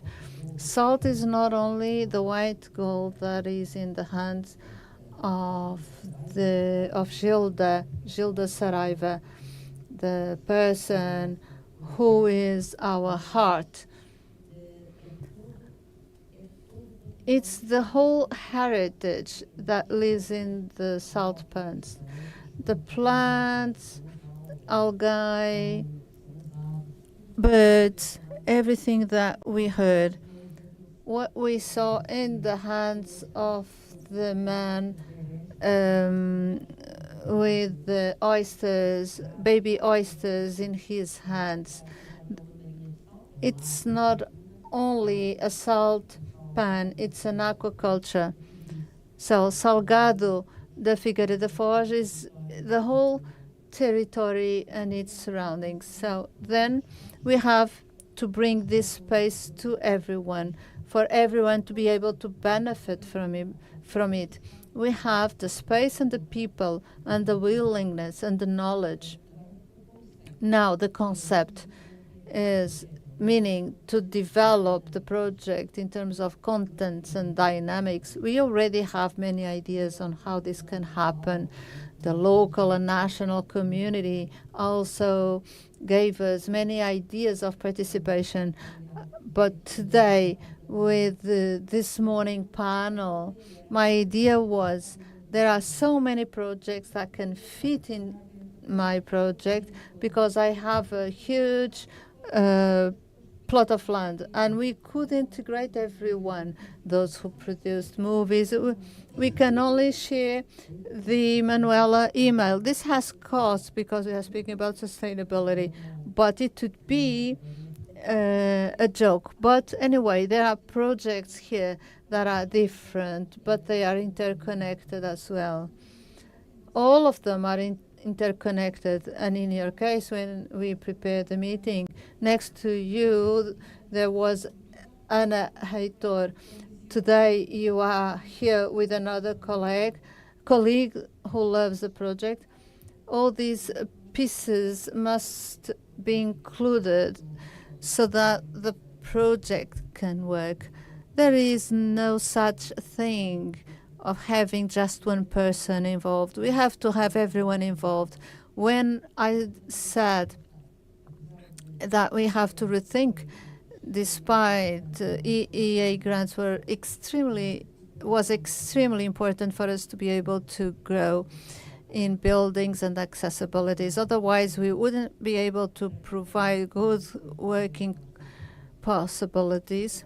But now, the project development has to depend on the whole internal and external team, and my team is fabulous. And Ana Paula, who is behind, was the one who dealt with the worst part. And Heitor is also a colleague who works in the Economic Development Division, who was a starting engine. We are all one. We are just one single team. Thank you. Now I will pass on the floor and change subject. Suddenly, I was thinking on Arthur, could be this one. Sinais e Sinais. I will pass the PowerPoint. Could you please put it on?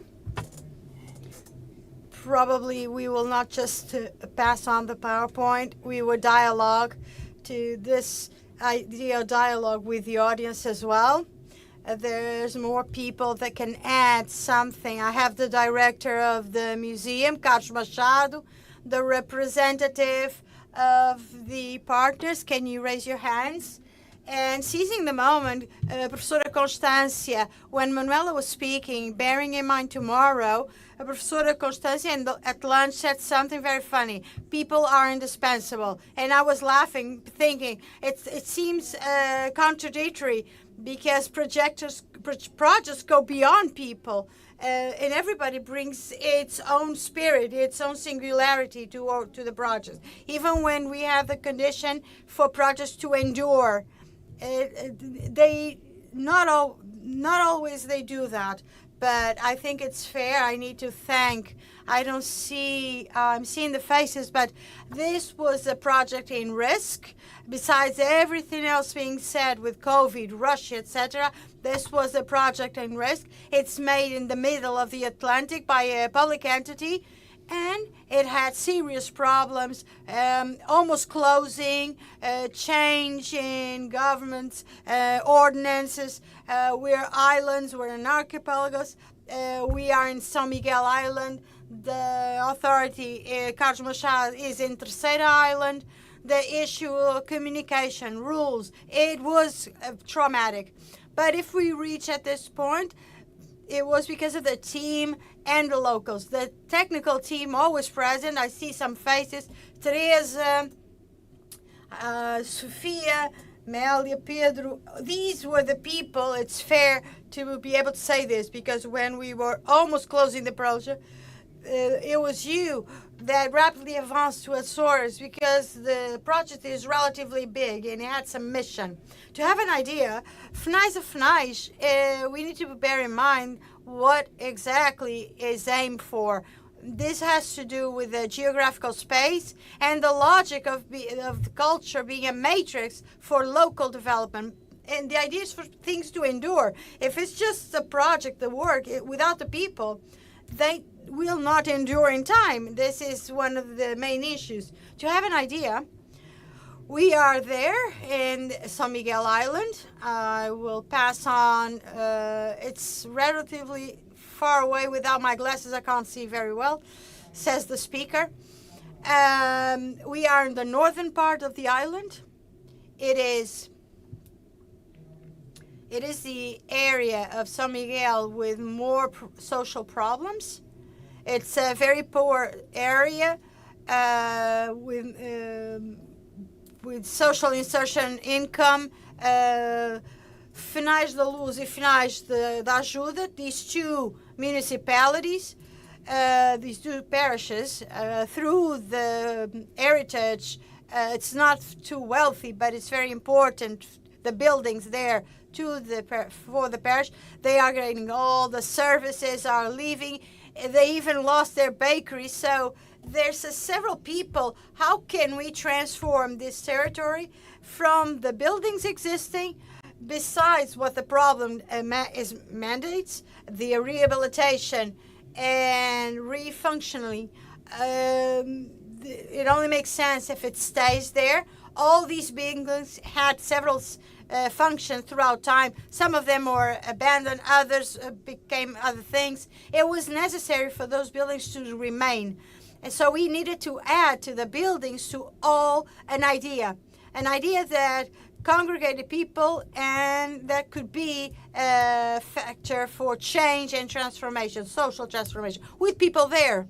What we have normally in these places, we have normally the governments with sectorial policies that make things as they want, as they see fit. They have an idea for things. They do not speak to people. They intervene.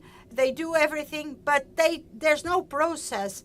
where people are called to help, territorial animation, as we call it, through people creating confidence and friendship with them, besides the buildings, to go to the immaterial heritage that all these people have. And when we show up with culture, asking by immaterial heritage, we enter through what people know well. It's theirs, they identify. And we open a space that, together with the technicians that come from outside, to think what could be something that endures and creates wealth, besides making or rehabilitating the heritage already there. This was a very important issue.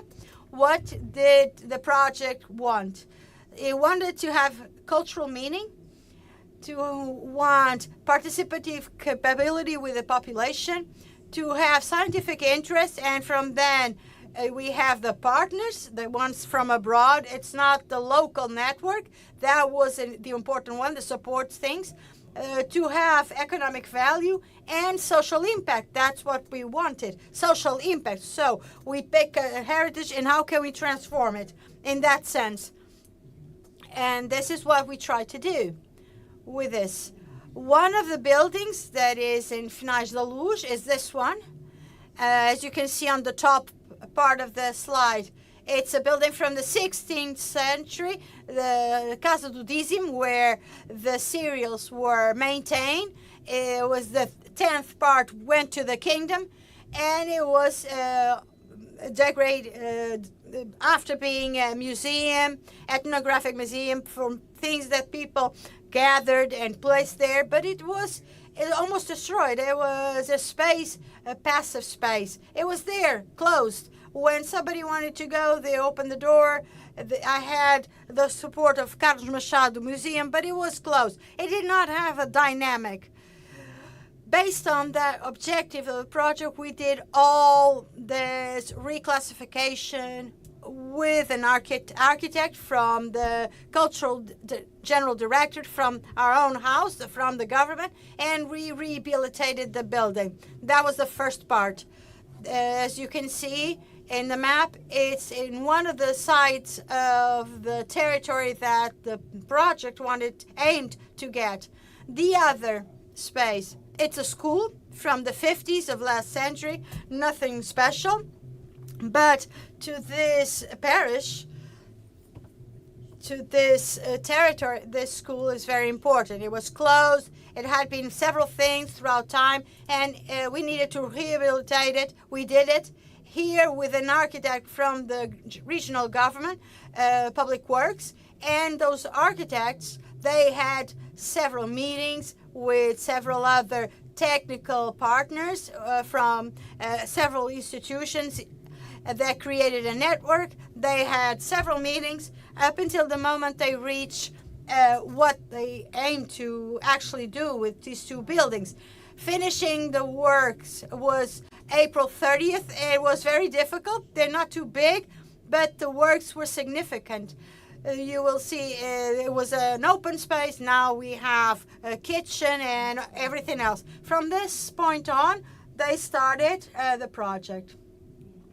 One of the main goals that I spoke of earlier, the main one, but then we have this logic around the territory and people to join things, joining value to give into culture. Maybe the one we give it, it's not the same that people give it. History and the stories that people have to give, to transmit, to communicate to the technicians.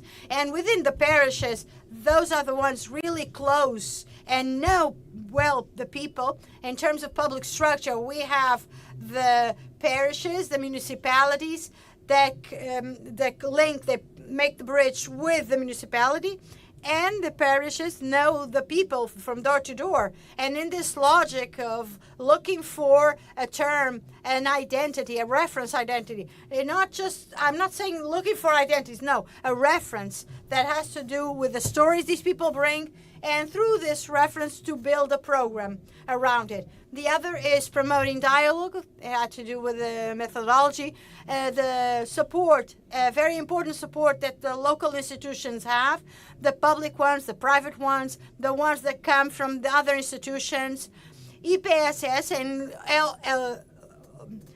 areas where people are getting too old.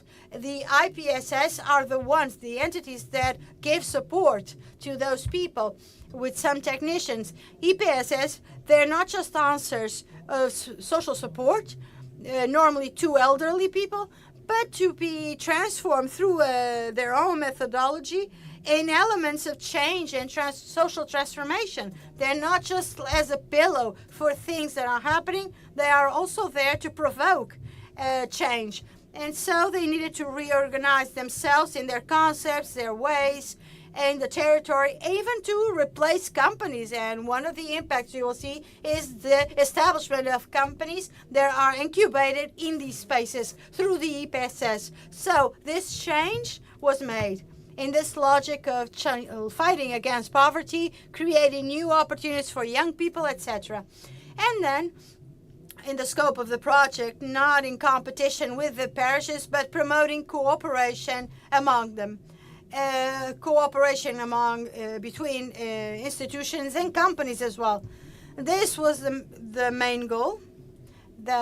Now here we have our partners, what they brought. I'm not going to speak too much about it. It has to do with access. I will focus only on some points. And the issue of knowledge, what they brought is the possibility to dialogue, what we do, what they do, what they bring. The Norwegian partners, the two institutions that came, a university and an association, and from Iceland, a museum and an institute, they also learned with this new way of being in the territory.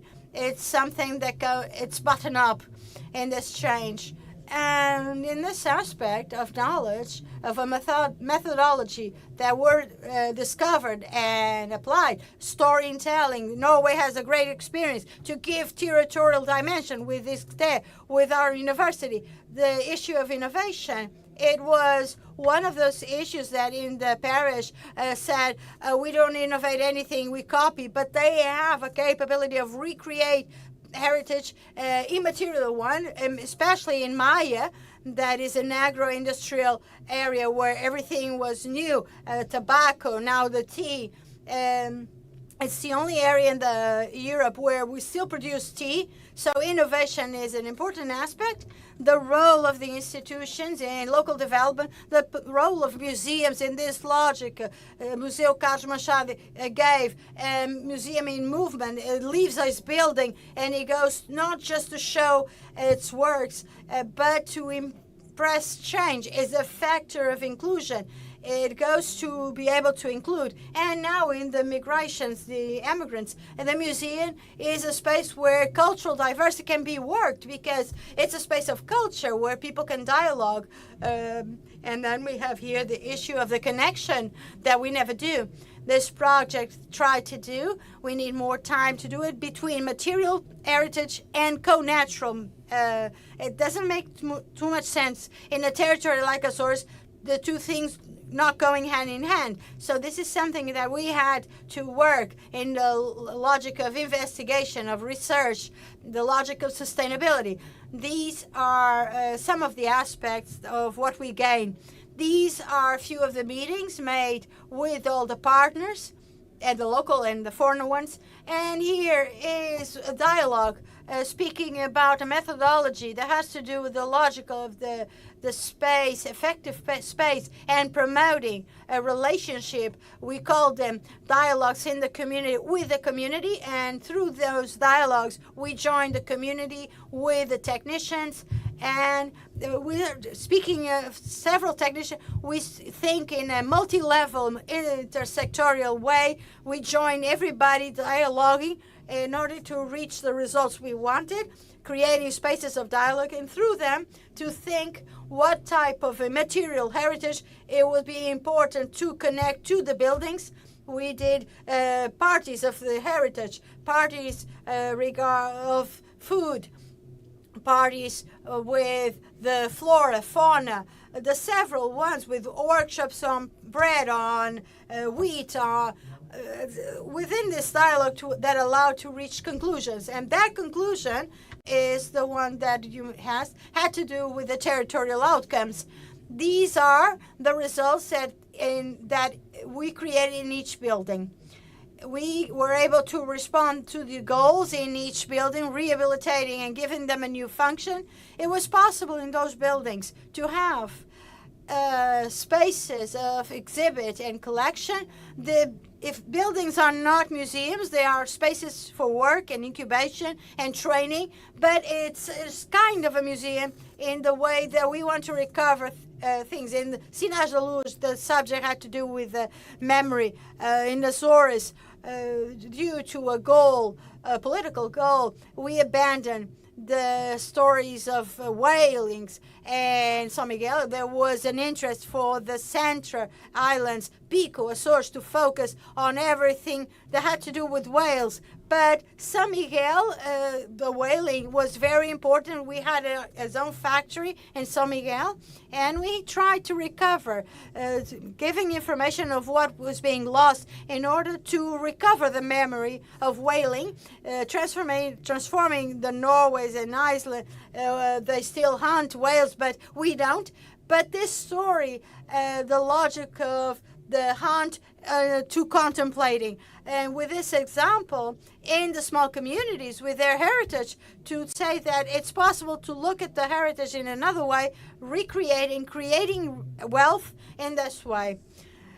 And for this to maintain itself, we needed to sign a consortium. Museu Carlos Machado, after this, we signed a consortium with an entity that it will manage, will incorporate this to maintain the building. And another, also in defining a plan of local development that will follow what comes next. The project does not finish here. There's a plan that will be built upon this. With this, we incubated a company connected to cultural tourism with 6 positions, jobs, with contracts made and signed with partners with some agencies, travel agencies, and with an institution of social collaboration. In all this, to maintain, we needed to rethink. To maintain it, how we'll be translating what would be different in that territory that could be competitive and different. We thought that we could, based on the identity, we created a brand. We created brands that define the territory. From this brand, this idea, we can define different things. It's not what was done. So, Terras da Azurina, it's work done by the technicians with their own designers and architects that make the rehabilitation. And we advance now to a series of products and services that will be created with this brand.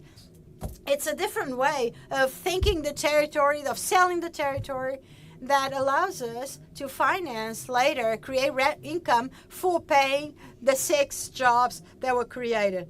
6 jobs that we had to make a new application, and the regional government can support them for a year and a half, and then from then on, they can be autonomous, independent. And regarding Maya, we have the same thing, the same goals.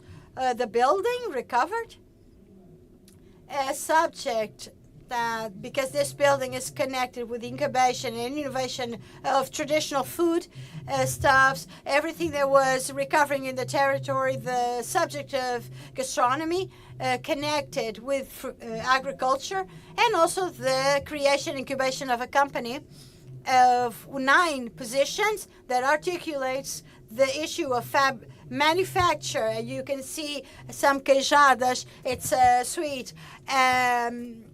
There's a kitchen. They manufacture products in function of the gastronomy, and they render a service. There's a store, as you can see, and it's a space where from then on they can make all the tourist circle of Maia. For those who know, Maia is in one Fanjan. On top, we have Guriana to see the tea, but nobody goes down to Maia. From now on, we created a dynamic where the idea of a brand that can bring co-branding with Guriana in a partnership with our company for people that go to Guriana to have their visit, and then they go down to Maia. It's very wealthy. We have the tobacco factory and other products, and rarely people go down to see it. And this allowed, for this, it was possible also to make a consortium. The management of the space was delivered to the Maia Association, created a company, Terras do Chá, for products and services that, together with Goriana, will define the territory and give it some identity, a different identity, to be competitive. This is what we did. And for this, we also have the idea of the assessment. It was made in order with GPAC. Susana Souza it's here. She started it and helped us to render this, and we are now being assessed for the consolidation of this process. I'm sorry if it took too much time. Yes, I had a meeting with my dear panelists to say that they couldn't speak more than 6-7 minutes, and this is going well. Very well, actually. No, it was great. It was great. We needed to know, because what I like from the presentations is that we will think in ideas to copy what you've been doing. So while I'm listening, I'm thinking in concepts that we debate on the theoretical level. Idea of cultural scenery, for instance, that you too, and this is transversal to all the projects, the scenery, cultural scenery, they integrate culture and buildings. So scholarships, they are not touchable. But this idea of a scenery that is something dynamic, and where tradition and are always being reinvented, serving the community, serving the future, and without losing the issue we have present. We are keeping this for the generations that will come. It's a logic of sustainability. Jesse, although you want to speak, I will pass to Luis Alberto because of youth. No. I could see you were very enthusiastic, but I thought since we were in Azores, we will continue in Azores. I picked up the book to get ready, but no, okay. We will be speaking about young people. Okay. Oh, hello. Good afternoon. Thank you and the organizations involved for contributing to the development of these projects. It has been a morning and the beginning of afternoon, very enthusiasm. Some ideas can be replicated within context and a localized way. I will be speaking about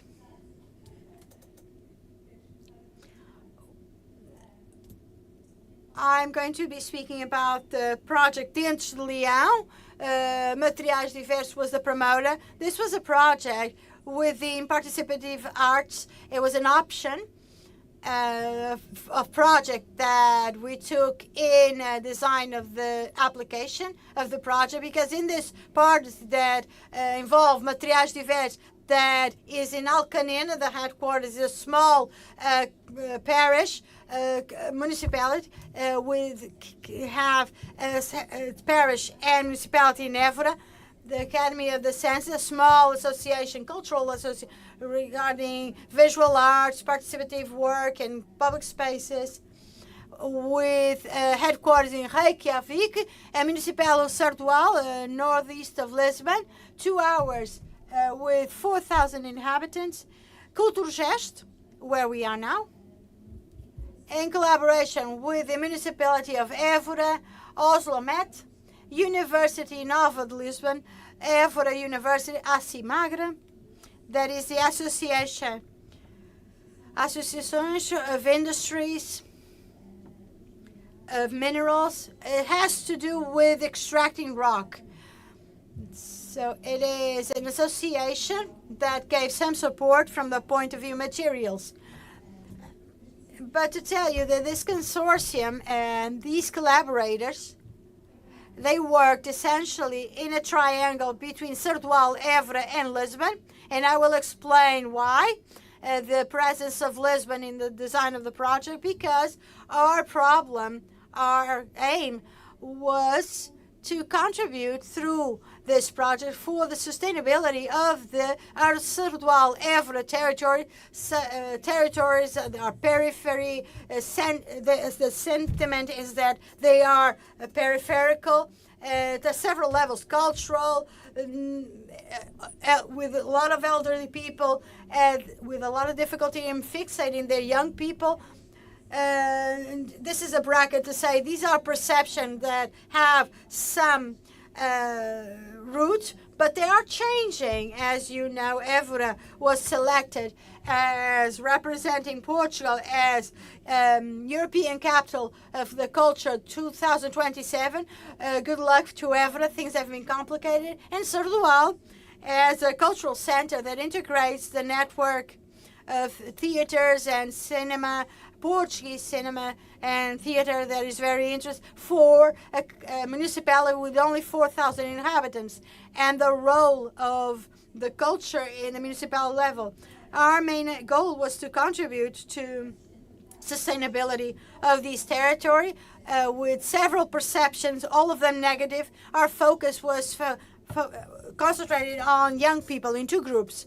One group between 14 and 20, young teenagers and young adults, and young artists up until 40 years old. Young farmers.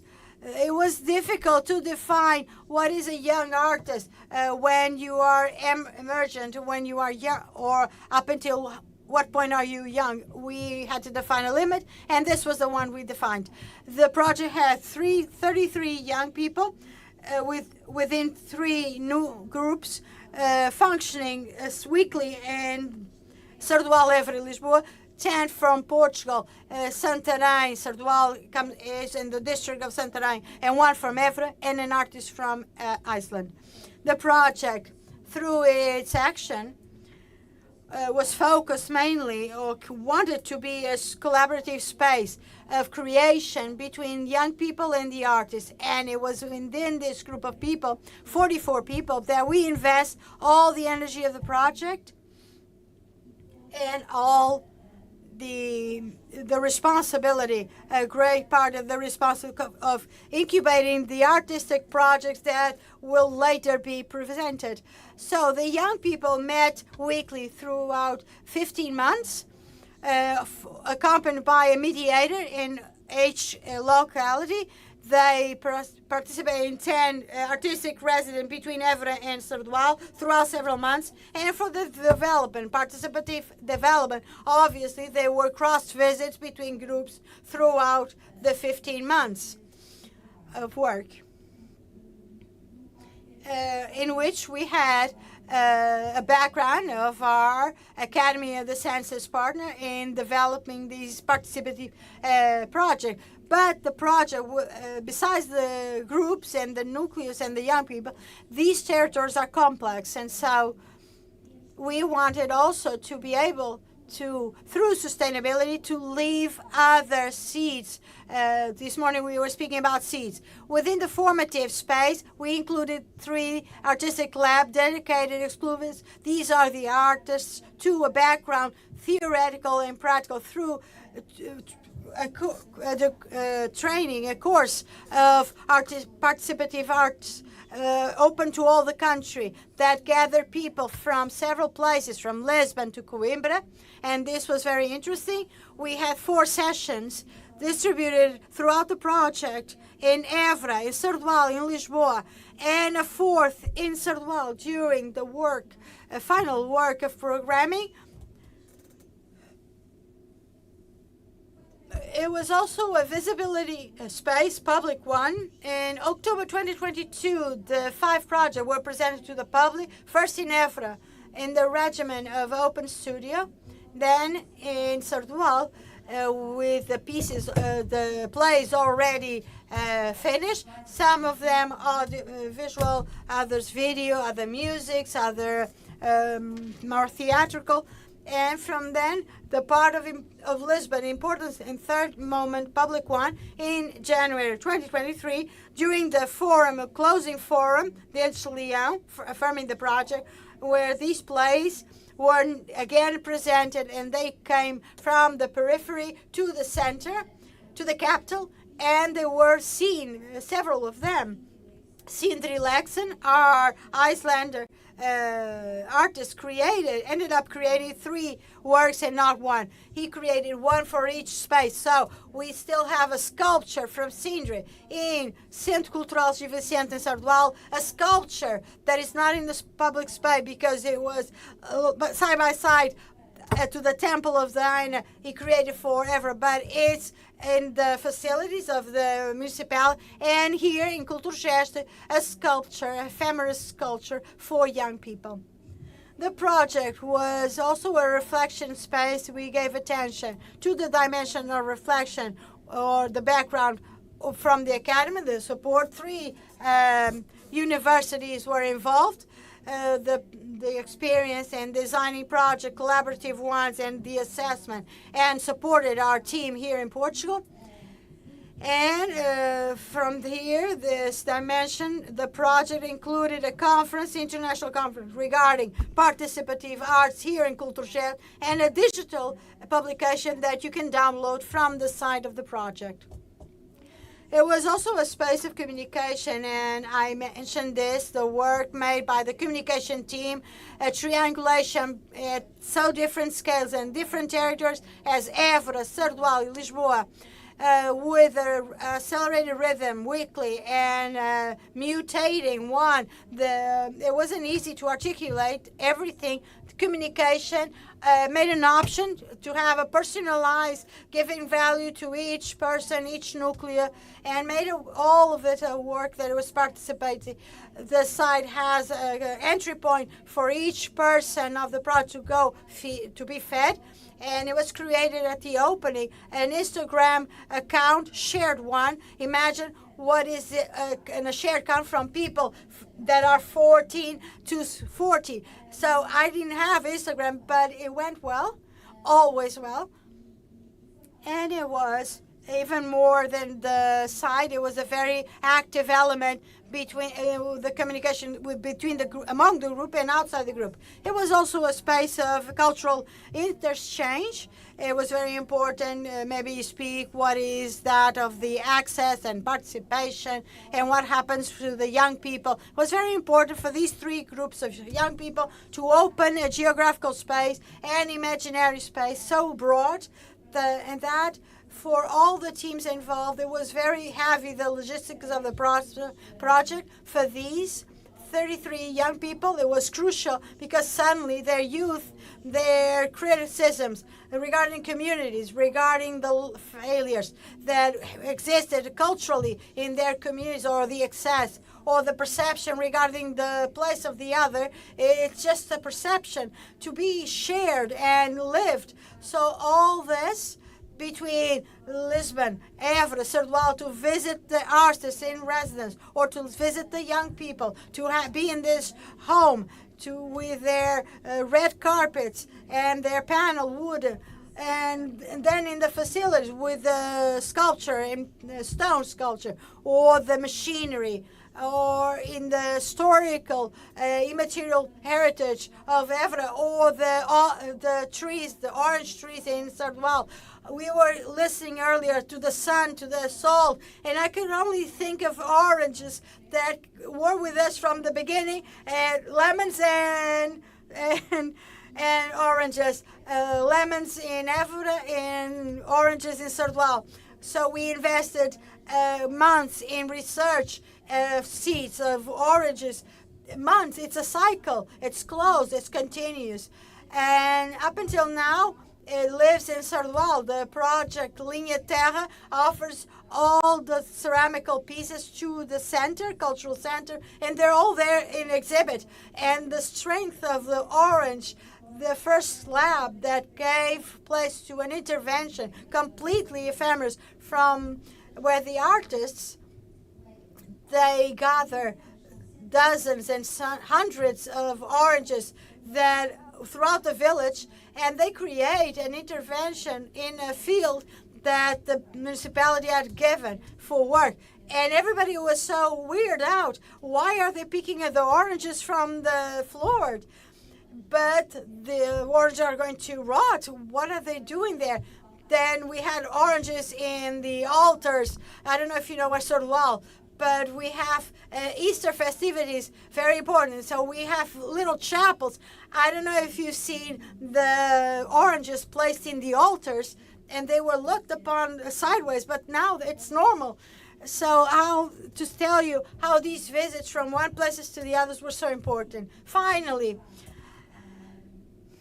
obviously, the participative arts our activities are on our horizon. They bring possibilities but great complexity. The times of work are extended for everybody to be able to participate in their differences and to take their balance and their time to have their own voice. It's different from a vertical project where the authority responsibility is on the side of the artist with the big A, and we bear placed care for conceptually for young people, artists, to be able to share references, to be able to be co-authors, and sometimes better than others. But from the point of view of what was the one thing that interests us, at the end of the day, with the 44 people, we were able to see that the perception of what is their role in their communities, what is the role that art can have, that not always has,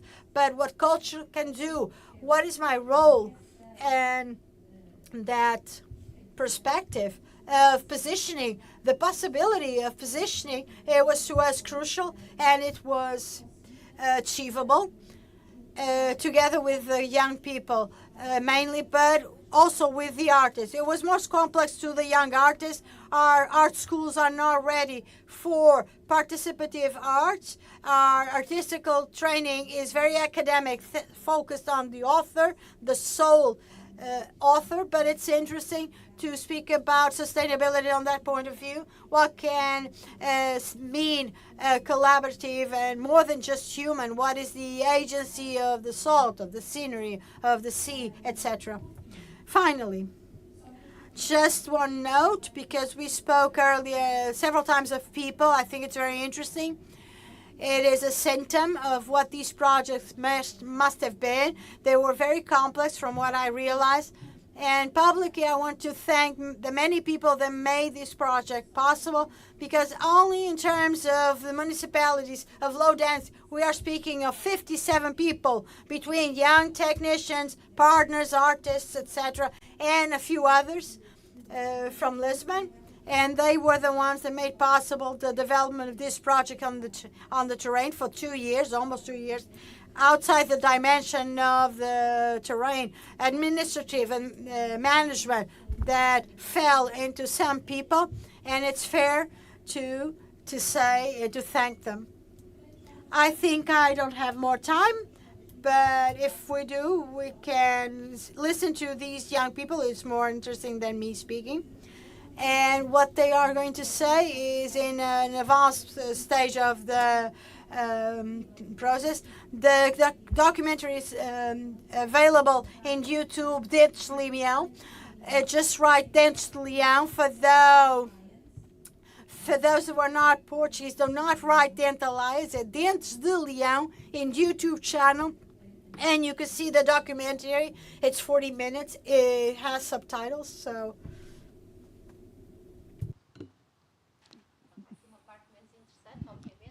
Tem as datas e o... These are the dates, not so much, it's not so interesting. It's parts of the phases of the process, from the labs to the residence to the meetings, the course of participative arts, etc.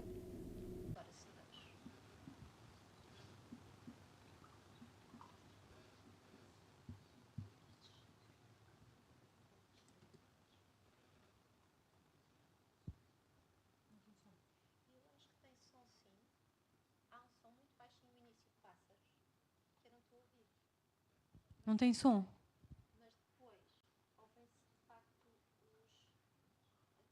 Eles não estão com o som.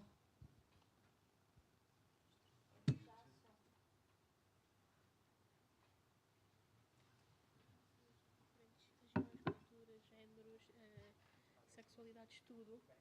E isso é algo que eu acho que é muito importante na arte contemporânea de hoje em dia. Um projeto que abre muito a nossa mente e nos dá muitos instrumentos e muitas lições de como fazer arte e como nos comunicarmos e como questionar e pensar e relacionarmos uns com os outros.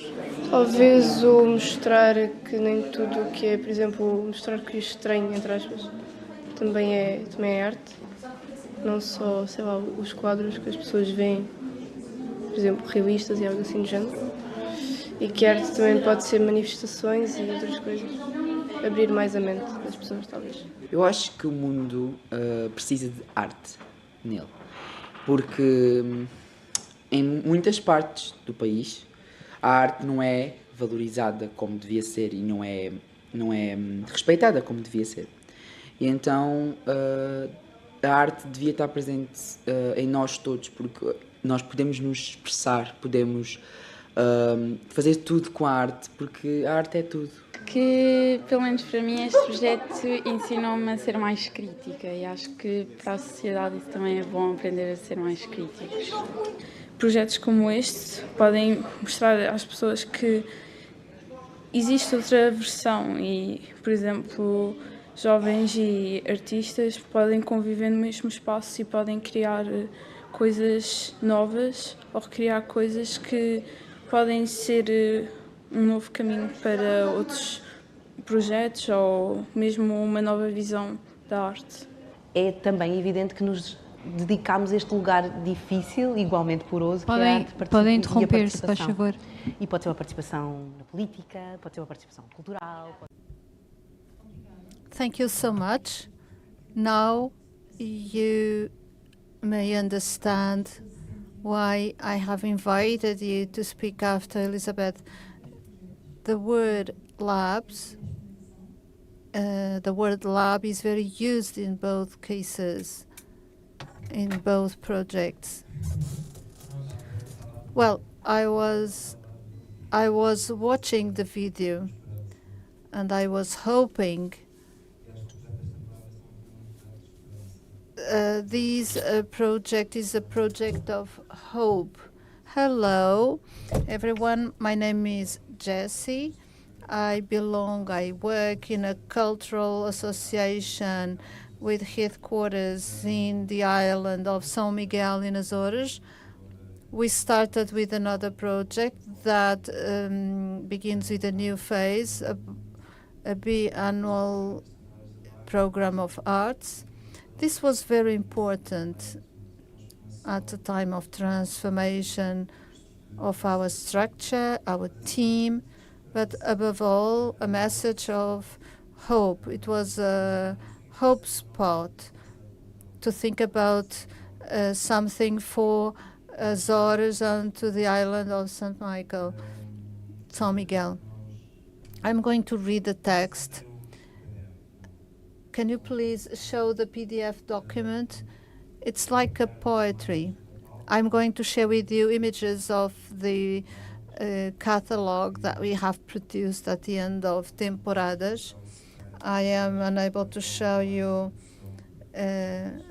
Everything is written in English, so there is no need to translate.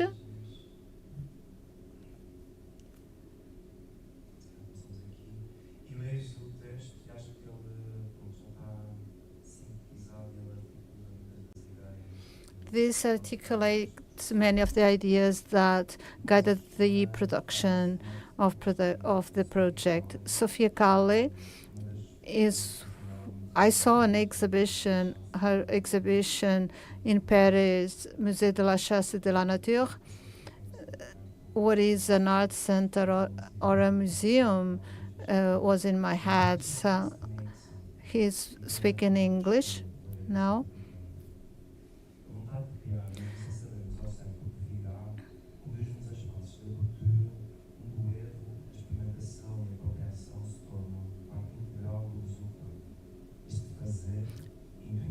This intuitive and intentional doing leads to a number of projects, meetings, and collectivities that look for these spaces of freedom and possibility.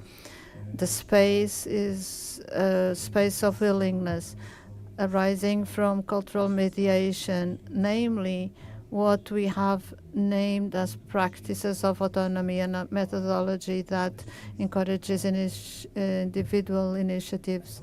This logic allows each project, be it a festival, a public program, the development of an identity, connecting with a network of common efforts, gesture to gesture, to open this house to the thinking of arts and knowledge, as described as third place. These spaces are important to social development and well-being of the multiple communities that Vaga aims to develop. The project Temporadas comes from these issues with the challenge to put it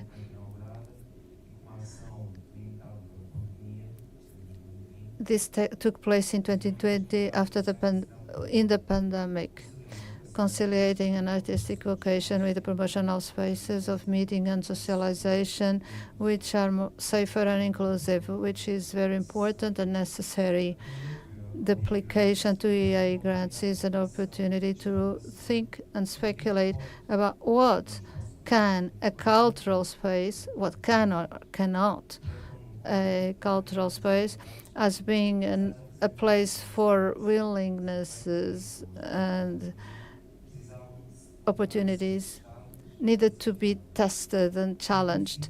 It was very difficult to really include a proposal that lives from a decision-making process that privileges closed and concrete and obvious projects. The application became a manifest for cultural practices looking for wideness and assumed the possibility of failure and insufficient results, as opposed to formulas or of those who live there. The jury followed our vision and understood the honesty and importance of doing. The objective was to move on, and for 2 years, from 2022 and 2023, they became a moving project between cultures, multidisciplinary and multi-generational, being opened, allowing the several temporadas or seasons to be able to adapt to the different thematic proposals co-designed with the authors. And KA's Norwegian North Thinker Novel Festival and the Cycle Music and Art Festival, which, like us, challenge from their own geographies. Each season invites artists and cultural agents who had access to creation scholarship. It was not a concentration project, it was a distribution project with these scholarships to develop their own ideas and commissions that try to capitalize the cultural program of the island. And we had a collective group with us named Lapo Tempo, a training group for training of artists that challenged the elements to organize the fourth and last season, and they would coordinate the cycle of production. They really conveyed knowledge, allowing them with money, because sometimes to just think about cultural policy is not enough. We have to really consider what it requires. This action translates well the seasons based on the transfer of knowledge, sharing, and collective capacity building. The project allowed a practical exercise about models and shared agency, looking to the vacancy in the institution as a space of meeting, as civic debate, and became valuable in opportunities of interchange between generations and rites of passage that are key to the community development. This is an understanding which is more comprehensive, both from our side and the public and the politicians, to have continuity projects for citizenship and democracy, where we give priority to training of publics, transfer of knowledge, and follow-up of artists in the territory. This model is able to promote support networks.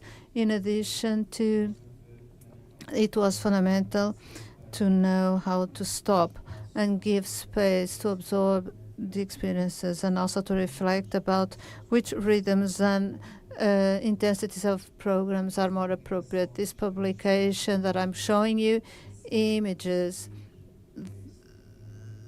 so a number of images and text that were produced by artists that participated in each season, celebrates these multiple exercises. Then, after the seasons or temporadas, more than one organization, we understand the common, to think about the vacancy as common to the entity. It is not only a structure that produces and facilitates, it is an entity that is living, interacts, has sensitivity, and acts at different scales. There is a need to know how to make the journey to the island, to the archipelago, to the world, for us to be able to expand those possibilities of dialogue and artistic cooperation in São Miguel, in the island, but to a context that is trans-regional, that relates with the autonomy, which is a very important word for us. We think a lot about it, not only as Azorians, but also as professionals and citizens. It is a very important word to think about in this century, where autonomy and strength of local agents are for us the key values of our action and of our project. We never stop thinking about the space and about the community to which it exists. And sometimes the institutions can and sometimes cannot, and we should also be aware of that and be able to accept that, because it's part of the process. The processes are long, take time. Sometimes we achieve, sometimes we cannot achieve, but the issue is to go on. A friend of mine said, let's continue, let's go on. This is the objective. There are many challenges, be it logistic, emotional in those processes, but we can only fully understand them in experiences. So what is key is to do and to continue. Just to show you some more pictures, the project was really transforming for us, for the institution. For Vaga, it is a very challenging work to think about a new institution for a city and how it relates to its peers, to the counterparts. I'm looking to João Paulo Machado, and the aim was not to concentrate, because we could concentrate the programs in our infrastructure, in money, and the challenge was the opposite, to distribute and to share resources, be it financial resources, logistic resources or teams, with our peers, with those who surround us, and to really think about a concrete way. What is a cultural creative system, and how can we be part of it? What I think is interesting in the several talks is that the projects interconnect. We see, you quoted the concept of Ellenberg of the third place. I was thinking about it since Manuela mentioned that when Artur spoke about the museum issue, because this is very paradoxical to think about White Cube and in a space that is so neutral that allows for diversity and inclusion, when to me, as someone working in a museum and heritage, our spaces are third place spaces because they are really charged with meaning, with this texture. This white cube idea for spaces that are very heavy, that bring memories and references, then makes sense to people because they have a great effectiveness, emotional. I'm going now to speak about a public that is very heavy. The heritage sometimes is not very valued. The Islamic and Portuguese heritage, sometimes people don't value. Well, it was not in the Muslim or Islam heritage. It was mineiro, or mining. Access and participation. An exercise came to my mind. What we do with children when they are afraid of starting. Could you please stand up? It's very simple what I'm going to do. It has to do with the idea of arriving, of being here. What do you have to do? Your time, when I say 1, 2, 3, to really do a jump and say, I arrived. Only this. To do things in a group is difficult. No one is recording. I assure you, I can tell you that we are not going to send this into the social media. The only thing you have to do is to say, I arrived. I arrived in Portuguese. Cheguei. 1, 2. 1, 2, 3. Podem sentar. Foi só isto. Isto é muito simples, mas pode parecer uma coisa um bocadinho infantil, se quiserem, mas tem a ver com a ideia de chegada. E a oferta e o acesso têm a ver com esta parte do cheguei. Mas agora falta a parte da participação. E é aqui que as coisas se tornam um bocadinho diferentes. They may ask me to make a presentation 7 minutes. I have colleagues that ask me, all of them have this assumption that 7 minutes. I will try. I try to think how to gather Malachi project in an interesting way. So complex with so many ramifications and with so many participations. To summarize, Malachi is a cooperation by Seba Torta. I'm the artistic director with the municipality of Martel, and a city in the center of Norway, and the Erkel artist Lisa Durf, who happens to be a Norwegian. Has a definition. I have the definition here. And we inspired ourselves in the Malacat idea. It's an equipment iconic of the São Domingos mine. It was one of the biggest in Europe once upon a time. It celebrated 100 years between the 60s of the 19th century and the 60s of the 20th century. It exported mineral copper to England, for instance. And in truth, that area, that zone, it was very rural, very poor. For 100 years, it became a technological metropolis. So in the 60s, everything was finished. It wasn't suddenly, but almost. It left an emptiness and an abandonment that it's still, we can see it today. It's not just visible in the buildings, the heritage, but in the people. And so our challenge was to bring a project of artistic community that created some connection with the past that it's no longer there. We cannot go back to the place we were happy, but we can create a new place where we can still be happy. And the idea was to bring a mechanism, Malakat, to link the past to a certain future. What happened? We had a foundation, the abandonment, memory, of traceability, and we wanted to build a building. In our innocence, we wanted to build a building. And we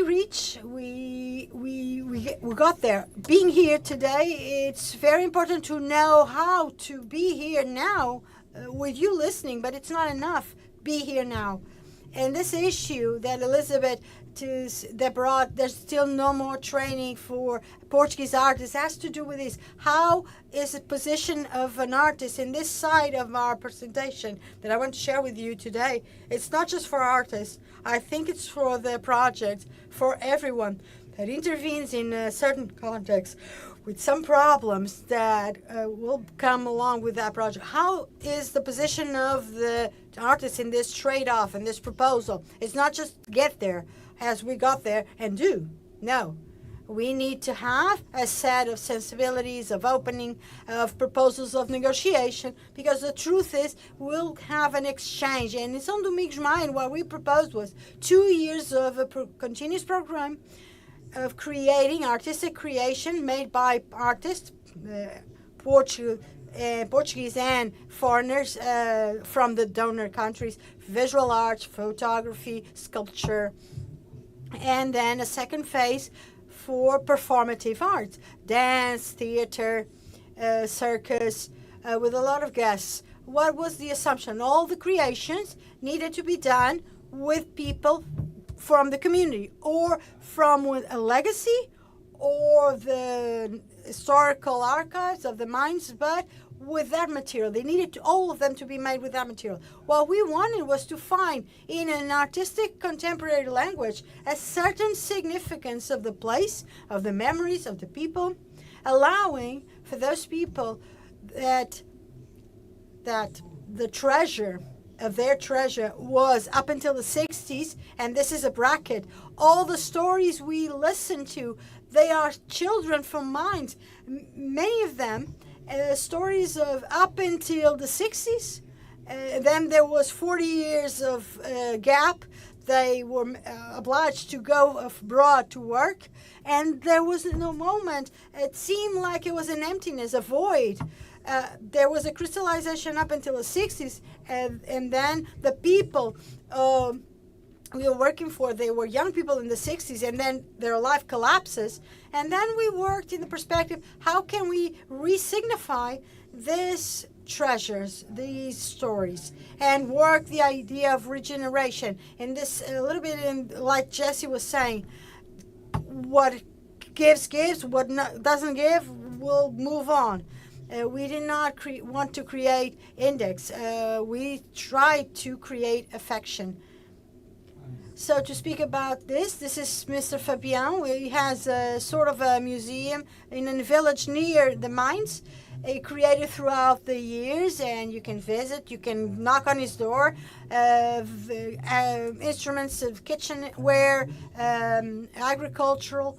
This is a slide, I named it exercise because it goes between the foundation and the building. It's a continuous exercise, and the building will never be complete. Malakat was never complete, and we continue to want to have it like that. Erica under Valencias. Erica is a plant that is born just in territories with acid. It's a plant that only thrives in acid content and appears in copper mines due to the sulfur. So if you go to São Domingos mines and other mines, they are just deserts. We had films, apocalyptic films filmed there. It's incredible. It's very beautiful, but shocking at the same time. But these plants survive, they thrive, and give small flowers, lilac flowers, and we inspired ourselves in that plant. We try to care with capabilities. We are working with elderly people almost no young people. It's a very huge challenge to work with them. We need to work with them in a different way and without condescending. And of course, paying attention of what idea of what is as it is. To us, reaching and getting to the mind and see the people and say, oh, so funny, you worked the mind. How was it? So we need to be careful how we speak to the other and try to create a connection, a common glossary, a common dictionary. It shouldn't be, in my opinion, after all the time we spent there, to propose something that is foreign to them, to the people there, because we will all always be foreigners to them, but something common, some terminology that we both understand. It just doesn't come from one side and not the other. No, it's something that we both understand. This is to show off. These are posters and photographs of the main events that existed throughout the years. Some of them orally, others dance. We had circus, we had theater, and many other colleagues from Norway. Proben, visual artist, impressive. He made a mural, and with the community, we had an open call. We made several open calls for artists to come and see the mine. Extraordinary, that filled the tub with ice that all the community had to bring, and he stayed several hours inside the ice at night within the mine. It's very cold, and people thought it was strange. But then they create a funny environment was created. Why was the artist doing that? It's extremely cold. I never thought that it could bring so much debate. His colleague made he went from one side of the village to the other, sweeping the same amount of earth, and then we started to realize there was a positioning, her positioning, the work of the women that were invisible throughout many decades, not just during the story of the mine, but the historical registry of the mine, to curious to see that women were sidekicks and their labor was so hard as men, but different. Advancing, because I'm almost out of time. Quickly, conclusions. And to understand it as you will, I think we are always learning. Affection is very important. We cannot make projects like this with small amounts of time or low money. No, it's very important to have money. We need resources. We are working in desert territories, desertified territories. It's not just there's not too many buildings or trade. No, there's nothing. There's no person to be hired for the most elemental task.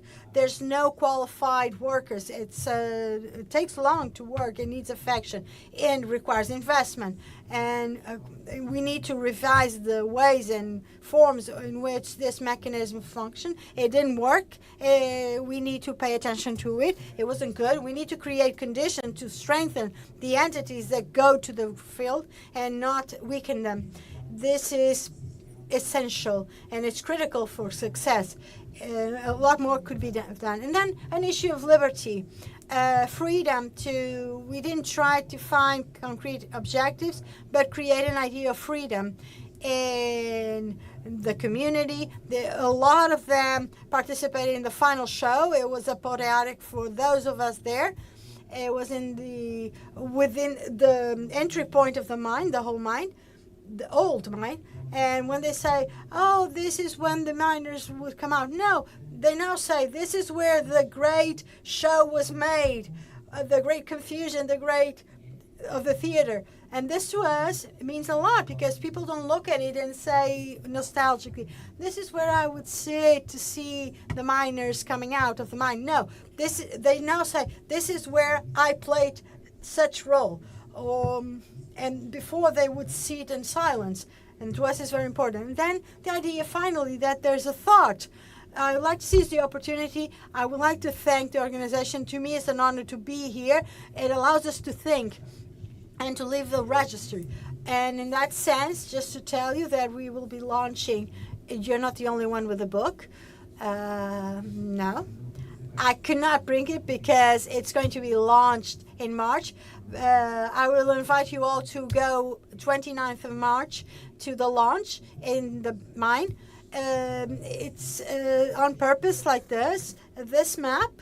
It's confusing on purpose. It's the place, the book is called Lugar, and it's regarding Malakat project and the mine. There's several layers, from the geological layers to the social layers, economic, a wealthy story of unions that gave origin to many of the unions we have today, and a natural history as well. And an artistic history, because curiosity. The mine has a great cultural translation. Is one of the few places that had a theater, a cinema, and several other things. So we create a cultural center that was very interesting. So we created a book with many contributions, with people from geology, history, economy, arts, artists, and community, that together built this book that has the contribution of Sadi Green with photographs, marvelous photographs from Lugar and the people in the project. And that is it. Thank you all. Thank you.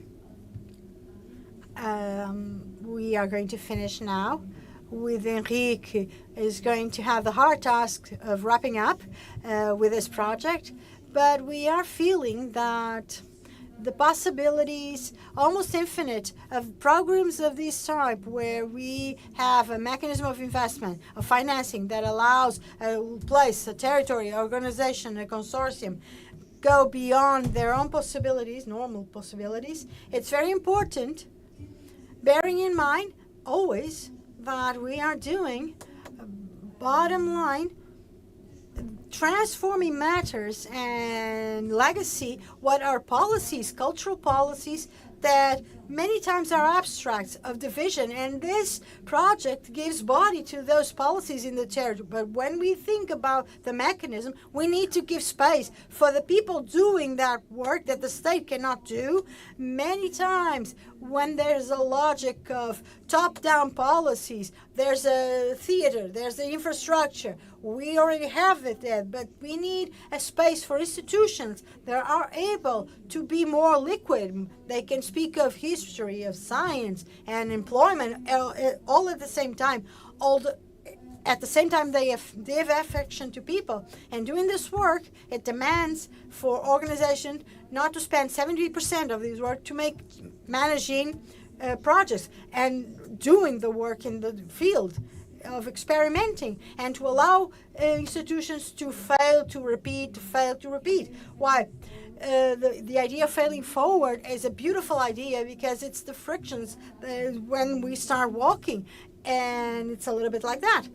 And when Michael spoke about his isotheisms, I know the work of Enrique for many, many years.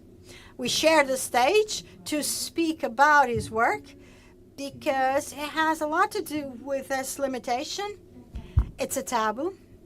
It's to work, make artistic, high-quality work with those bodies that many times are invisible, or people that are marvelous artists. And with this, I will pass the floor to you. Thank you. Thank you for your initial words. It's very uncomfortable to me to be in a space like this. And today, even more, I would like to first thank Ines for the preparation that you had and the care you put. And also to thank to the previous speaker's words. I don't know if I'm going to show a PowerPoint, but first I would like to do we have to organize my head, because this project speak about life, and sometimes life crosses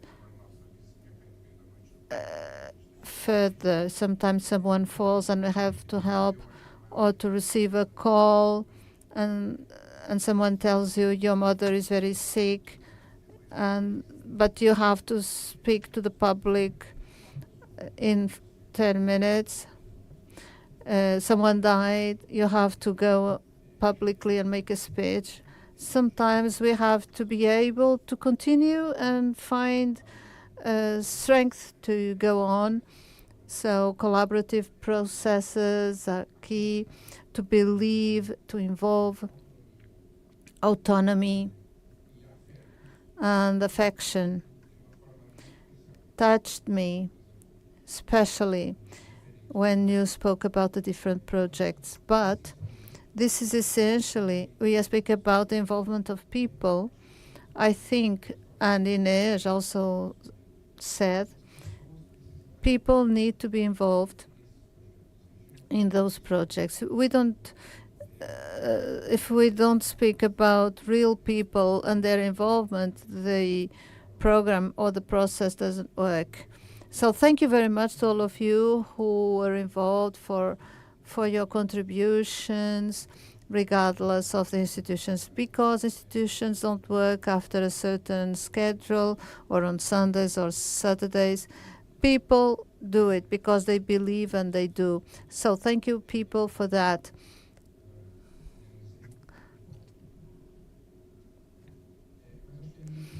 But I think this is very important. In this project, and today, looking at the end of the project, I didn't realize that it was a challenge to do the project or why we did it.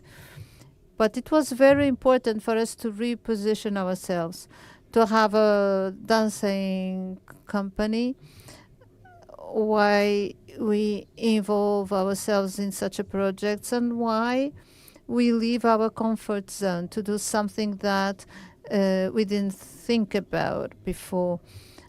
Or we could only do that with partners, with the municipality of Funchal, with Viseu. Viseu had already participated in the EEA grants previous project, so Viseu was very important to us. We realized that we could dance that is from Norway. The project tried to bring cultural and artistic challenge to Madeira and to bring a program in performing arts. And why do we do this? Because we have a creation structure. Why are we going to program things or to think about programming? Today, to me, this is very clear. And how this transformed our identity. And then we realized we did something else, and how that was important for, in a way, to contribute with Madeira population and how they see themselves through access to arts and culture, and how we see ourselves as a project or entity. Within the scope of creation, we had 5 different actions, and I'm going to underline some of them. I'm not going to speak about all of them. I will not be very extensive because we only have 7 minutes. The project supports new creators, 4 new creators, and meanwhile, I have 2 projects to be underlined. The creation of a video dance, and 2015, it was a collaborative work which was quite intense, that involved the population with more than 55 years old from many community centers in Madeira. It was a very important project made by new artists beginning their careers. And then the Livro Sem Pontos, with 6 activities connected to visual arts, to the work of mediation of publics or artistic mediation. Livro Sem Pontos, a book without full points, was an initiative which was quite bigger than we expected, because through this project we were able to contribute that the work of Lourdes de Castro was exposed in Muda's Contemporary Art exhibition next Friday. There will be a report to publicly disclose the exhibition. This exhibition will then be sent to Azores, Lisbon, Germany. This project will be followed up by accessibility to create accessibility mechanism to the work of Julia de Castro is one of the continuity mechanisms. I continue to encourage. Life happens every day. We have to be pushed. Sometimes we frighten ourselves, but we will have to continue. This work was highly important with this approximation to the work of Julia de Castro. 2 actions during programming. 1 cycle of contemporary arts in Madeira. We brought Madeira to 10 different scales exhibitions. I underlined 2 choreographies of the dancing group because the show would move the National Ballet Company, a structure that is impossible to the reality of arts in Madeira. And then Cocoon. Cocoon is a performance which is absolutely out of the box. And we mixed things that would be easier to digest, if I can say that, to the great public. We would attract Madeira public, but could also see the work of Mateus showing performative arts. And then the collaboration with our partner from Norway, the OVO show with 44 shows in kindergartens oriented to children from 0 to 3 years old. In Madeira, we define the appropriate age. This project was really rich at this level to understand how people would work with children of these ages. It's important to understand how this work is done in Norway. We had this in Madeira, Viseu, Sweden, Viseu, and they can also speak more about other places where they went. The scholarship, the students also were involved. Ecludança was another event, an international event of art and accessibility. We had actions in Viseu, in Viriato Theatre, actions in Madeira, and it was important to understand and to exchange conclusions between 2 poles to try to produce new knowledge here. Well, this is it. Out of everything, the most important thing is to really have a clear idea in mind.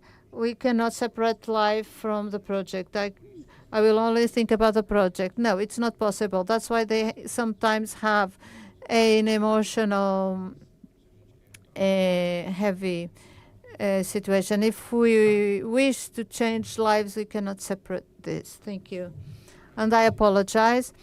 And finally, please show the video. Moving images, a summary of the project.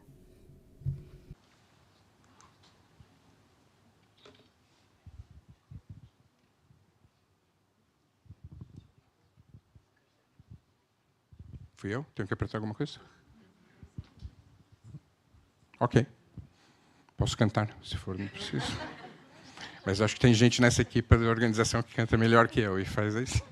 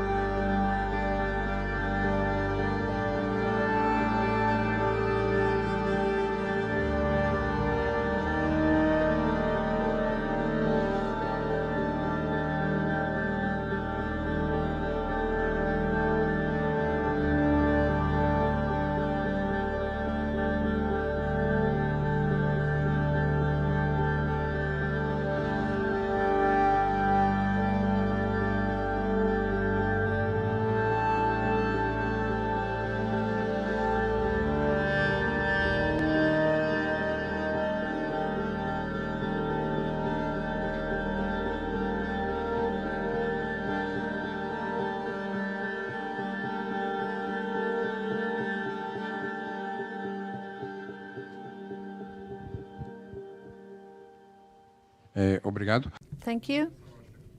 Following this logic of having life together with other elements, to eat with your eyes is another show. I was working before in a cooking theater. It was funny to reach different publics. The public reached us, by the way, because we started to have calls from the call, and they would say, "We know you are offering a dinner, but we were offering a show." Okay, we may. But finally, several municipalities or entities organized themselves to offer a dinner. They went to a dinner, they enjoyed, and now we have people to really see the shows. I don't know why we continue to do this agenda. Thank you. When we were preparing the panel, I proposed questions related to the panel, but you grabbed the questions and went to the presentation. I will go straight to the audience.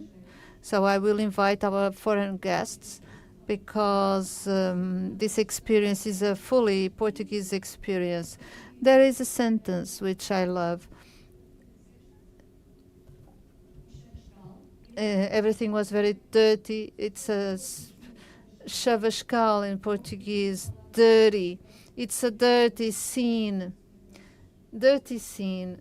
There is no literal translation. We cannot go back to the places where we were happy. It's a Portuguese saying.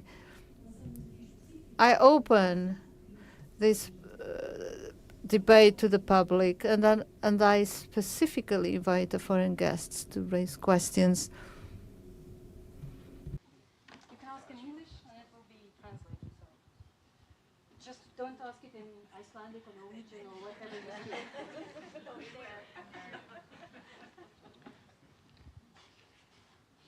I must admit you're very good at putting people on the spot, but I know. But I do have questions. So, I mean, first of all, thank you very much for the interpreters for allowing to follow this conversation. I think it was an amazing challenge to follow you guys, and but I think I have most of it. Secondly, a big respect to all of you, because I think this is what we ideally wanted to support, and I don't want to pre-say my panel tomorrow because I will have to talk tomorrow sitting there. But I feel a little bit that this was more or less what was ideally meant to be supported under culture and the EEA grants, to have an element of social inclusion, basically, reaching out to those who are far from accessing arts and culture, and to use it as a source of revitalization of places which either have been abandoned or are sliding or are forgotten. So I'm really amazed. And if I would like to turn this to a question, because so I work in 7 countries, and I personally am Hungarian, so I come from a bit different context.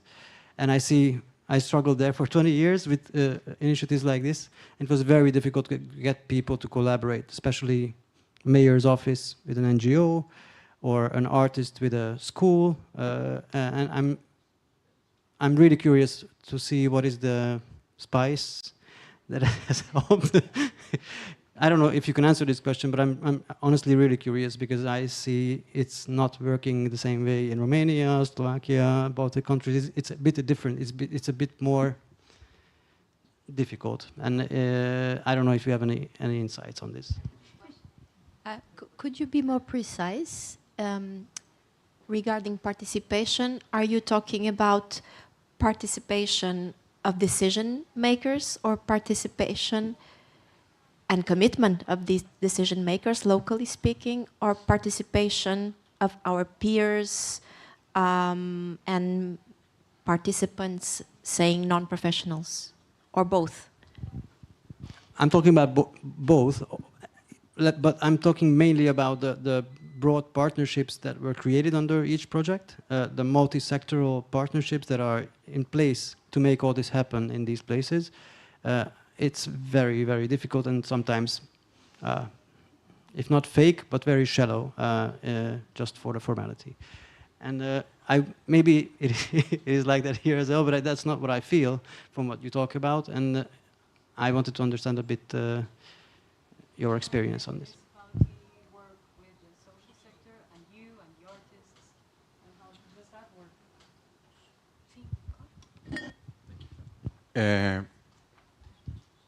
Eu vou tentar responder tendo. I will try to answer having two specific examples of the project. And speaking of the municipality of Funchal, I spoke of the National Company of Ballet Special. Whenever they go to Madeira, 17 years later, that company, the possibility was generated by the possibility of this project, and the municipality of Funchal is the ones that are programming it. So it was a selection of the municipality. The municipality wanted to do that show. The municipality wanted to place the national company in their programming. And so they negotiated with the municipality what they wanted. And we agreed that that would be important, the access. But also we included other things that we wanted to place in the programming that we felt lacking. So there's a negotiating process it's a process of partnership. And then in another scope, in a specific case of the 1505 project, it's a project of creation in theater. The municipality, through the partnership with the municipality, we reached the different community centers, and we offered the possibility of those centers to have activities in the scope of theater. That is to say, people with above 55 participating in all the creation, and then they participate in the show, final show, some of them. So you design together with, in our case, we designed with the municipality.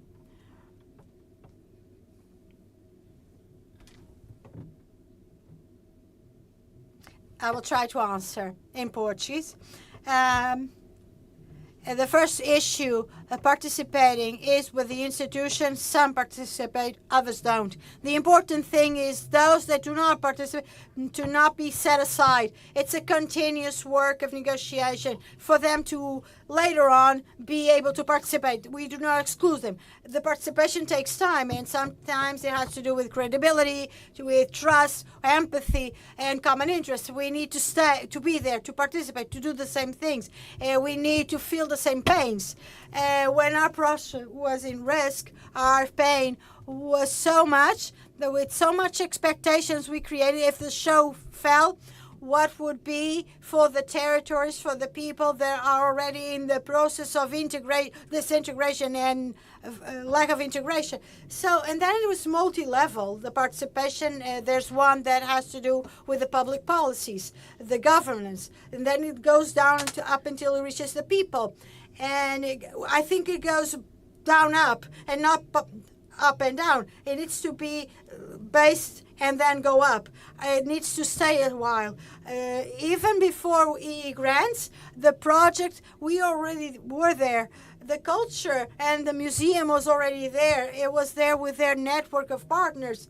Although EE grants has the transnational partners, the local partners, the network was already established. In the net, has something that is built and is being done little by little. The empathy, believe in what we're saying.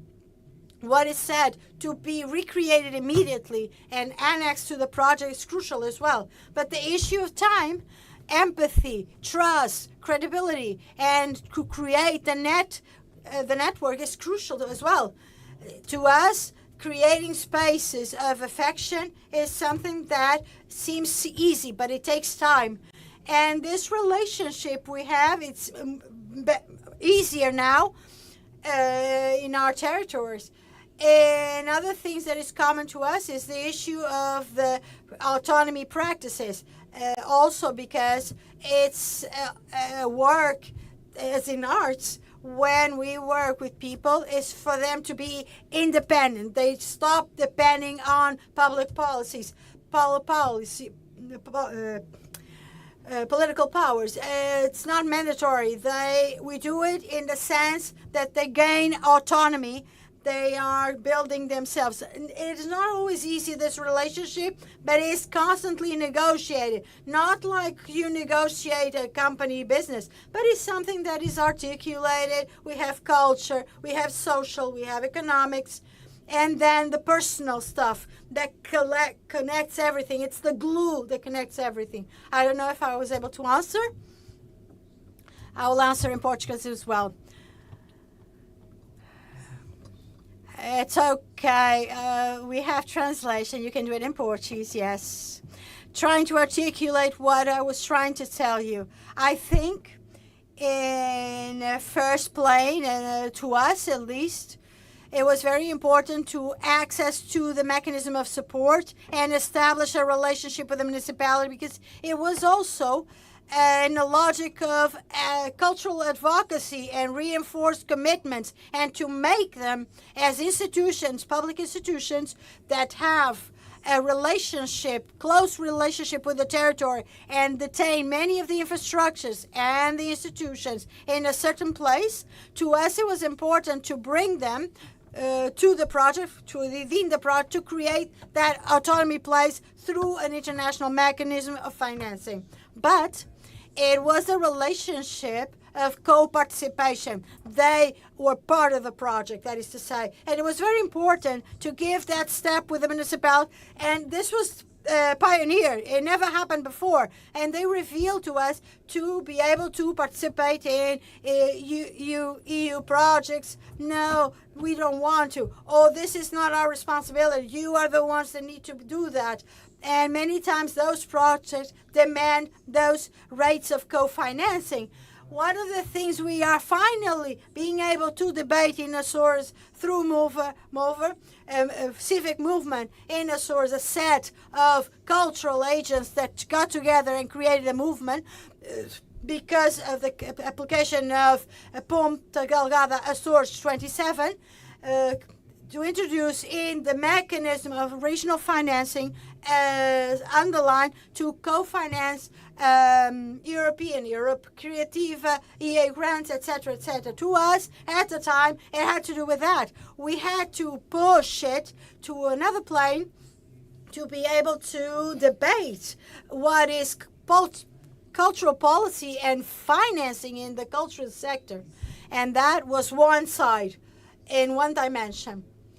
And then on another dimension, when it came to our peers and the publics, is, as you were saying, it's a long process. It takes time. We need to have an openness, an availability, the invitation. It needs to be formulated a lot of the times. We work in several scales. Our first scale is the streets, where the wave exists. In Trajeto das Laranjeiras is peripheral neighborhood. So we are in the periphery of the periphery. We are in the outskirts of the outskirts. And our first action starts in that street. And it's very difficult. Many of the neighbors don't come. They have no interest. They don't want to be there. And we need to respect that as well.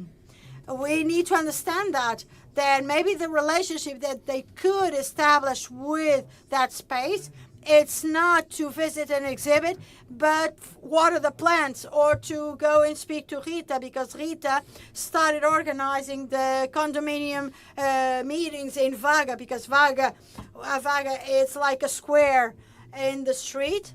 And that was the relationship that many of the people have with the space. And so it's to ensure that autonomy in the relationship. It's not the relationship I want or I think it's correct. No, but the one you want to establish with us. And in that meeting, in that negotiation, picking your word, why not? In that negotiation between parts in which we find hope. There's where we find hope. There's where we find transformation. And just to give you an idea, to us, and the different planes where that participation was happening, to us in a conscious way, in an advocacy way, and then on the other part as an invitation.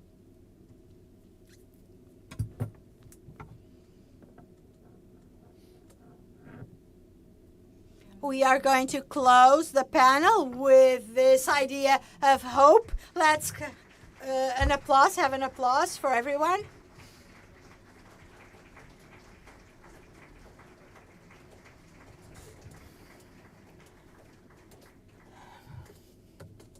And thank you. And now I don't know. We're finished for today? Yes. I can help. The first day of debate regarding the transformating power of culture is done. For those that enroll at 6:30, we have the dinner party at Castelo São Jorge.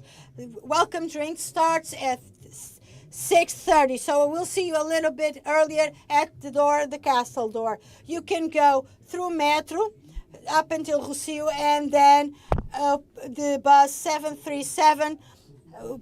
Consultate the guide master in Lisbon, or ask for the people in the cultural program. For a visit to Aldina Duarte will be our singer at this evening, and Norway, Liechtenstein, Island will be in the center of the debate. Cultural Heritage, EEA, thank you for your participation, and we'll see you all tomorrow at 9:30. Thank you.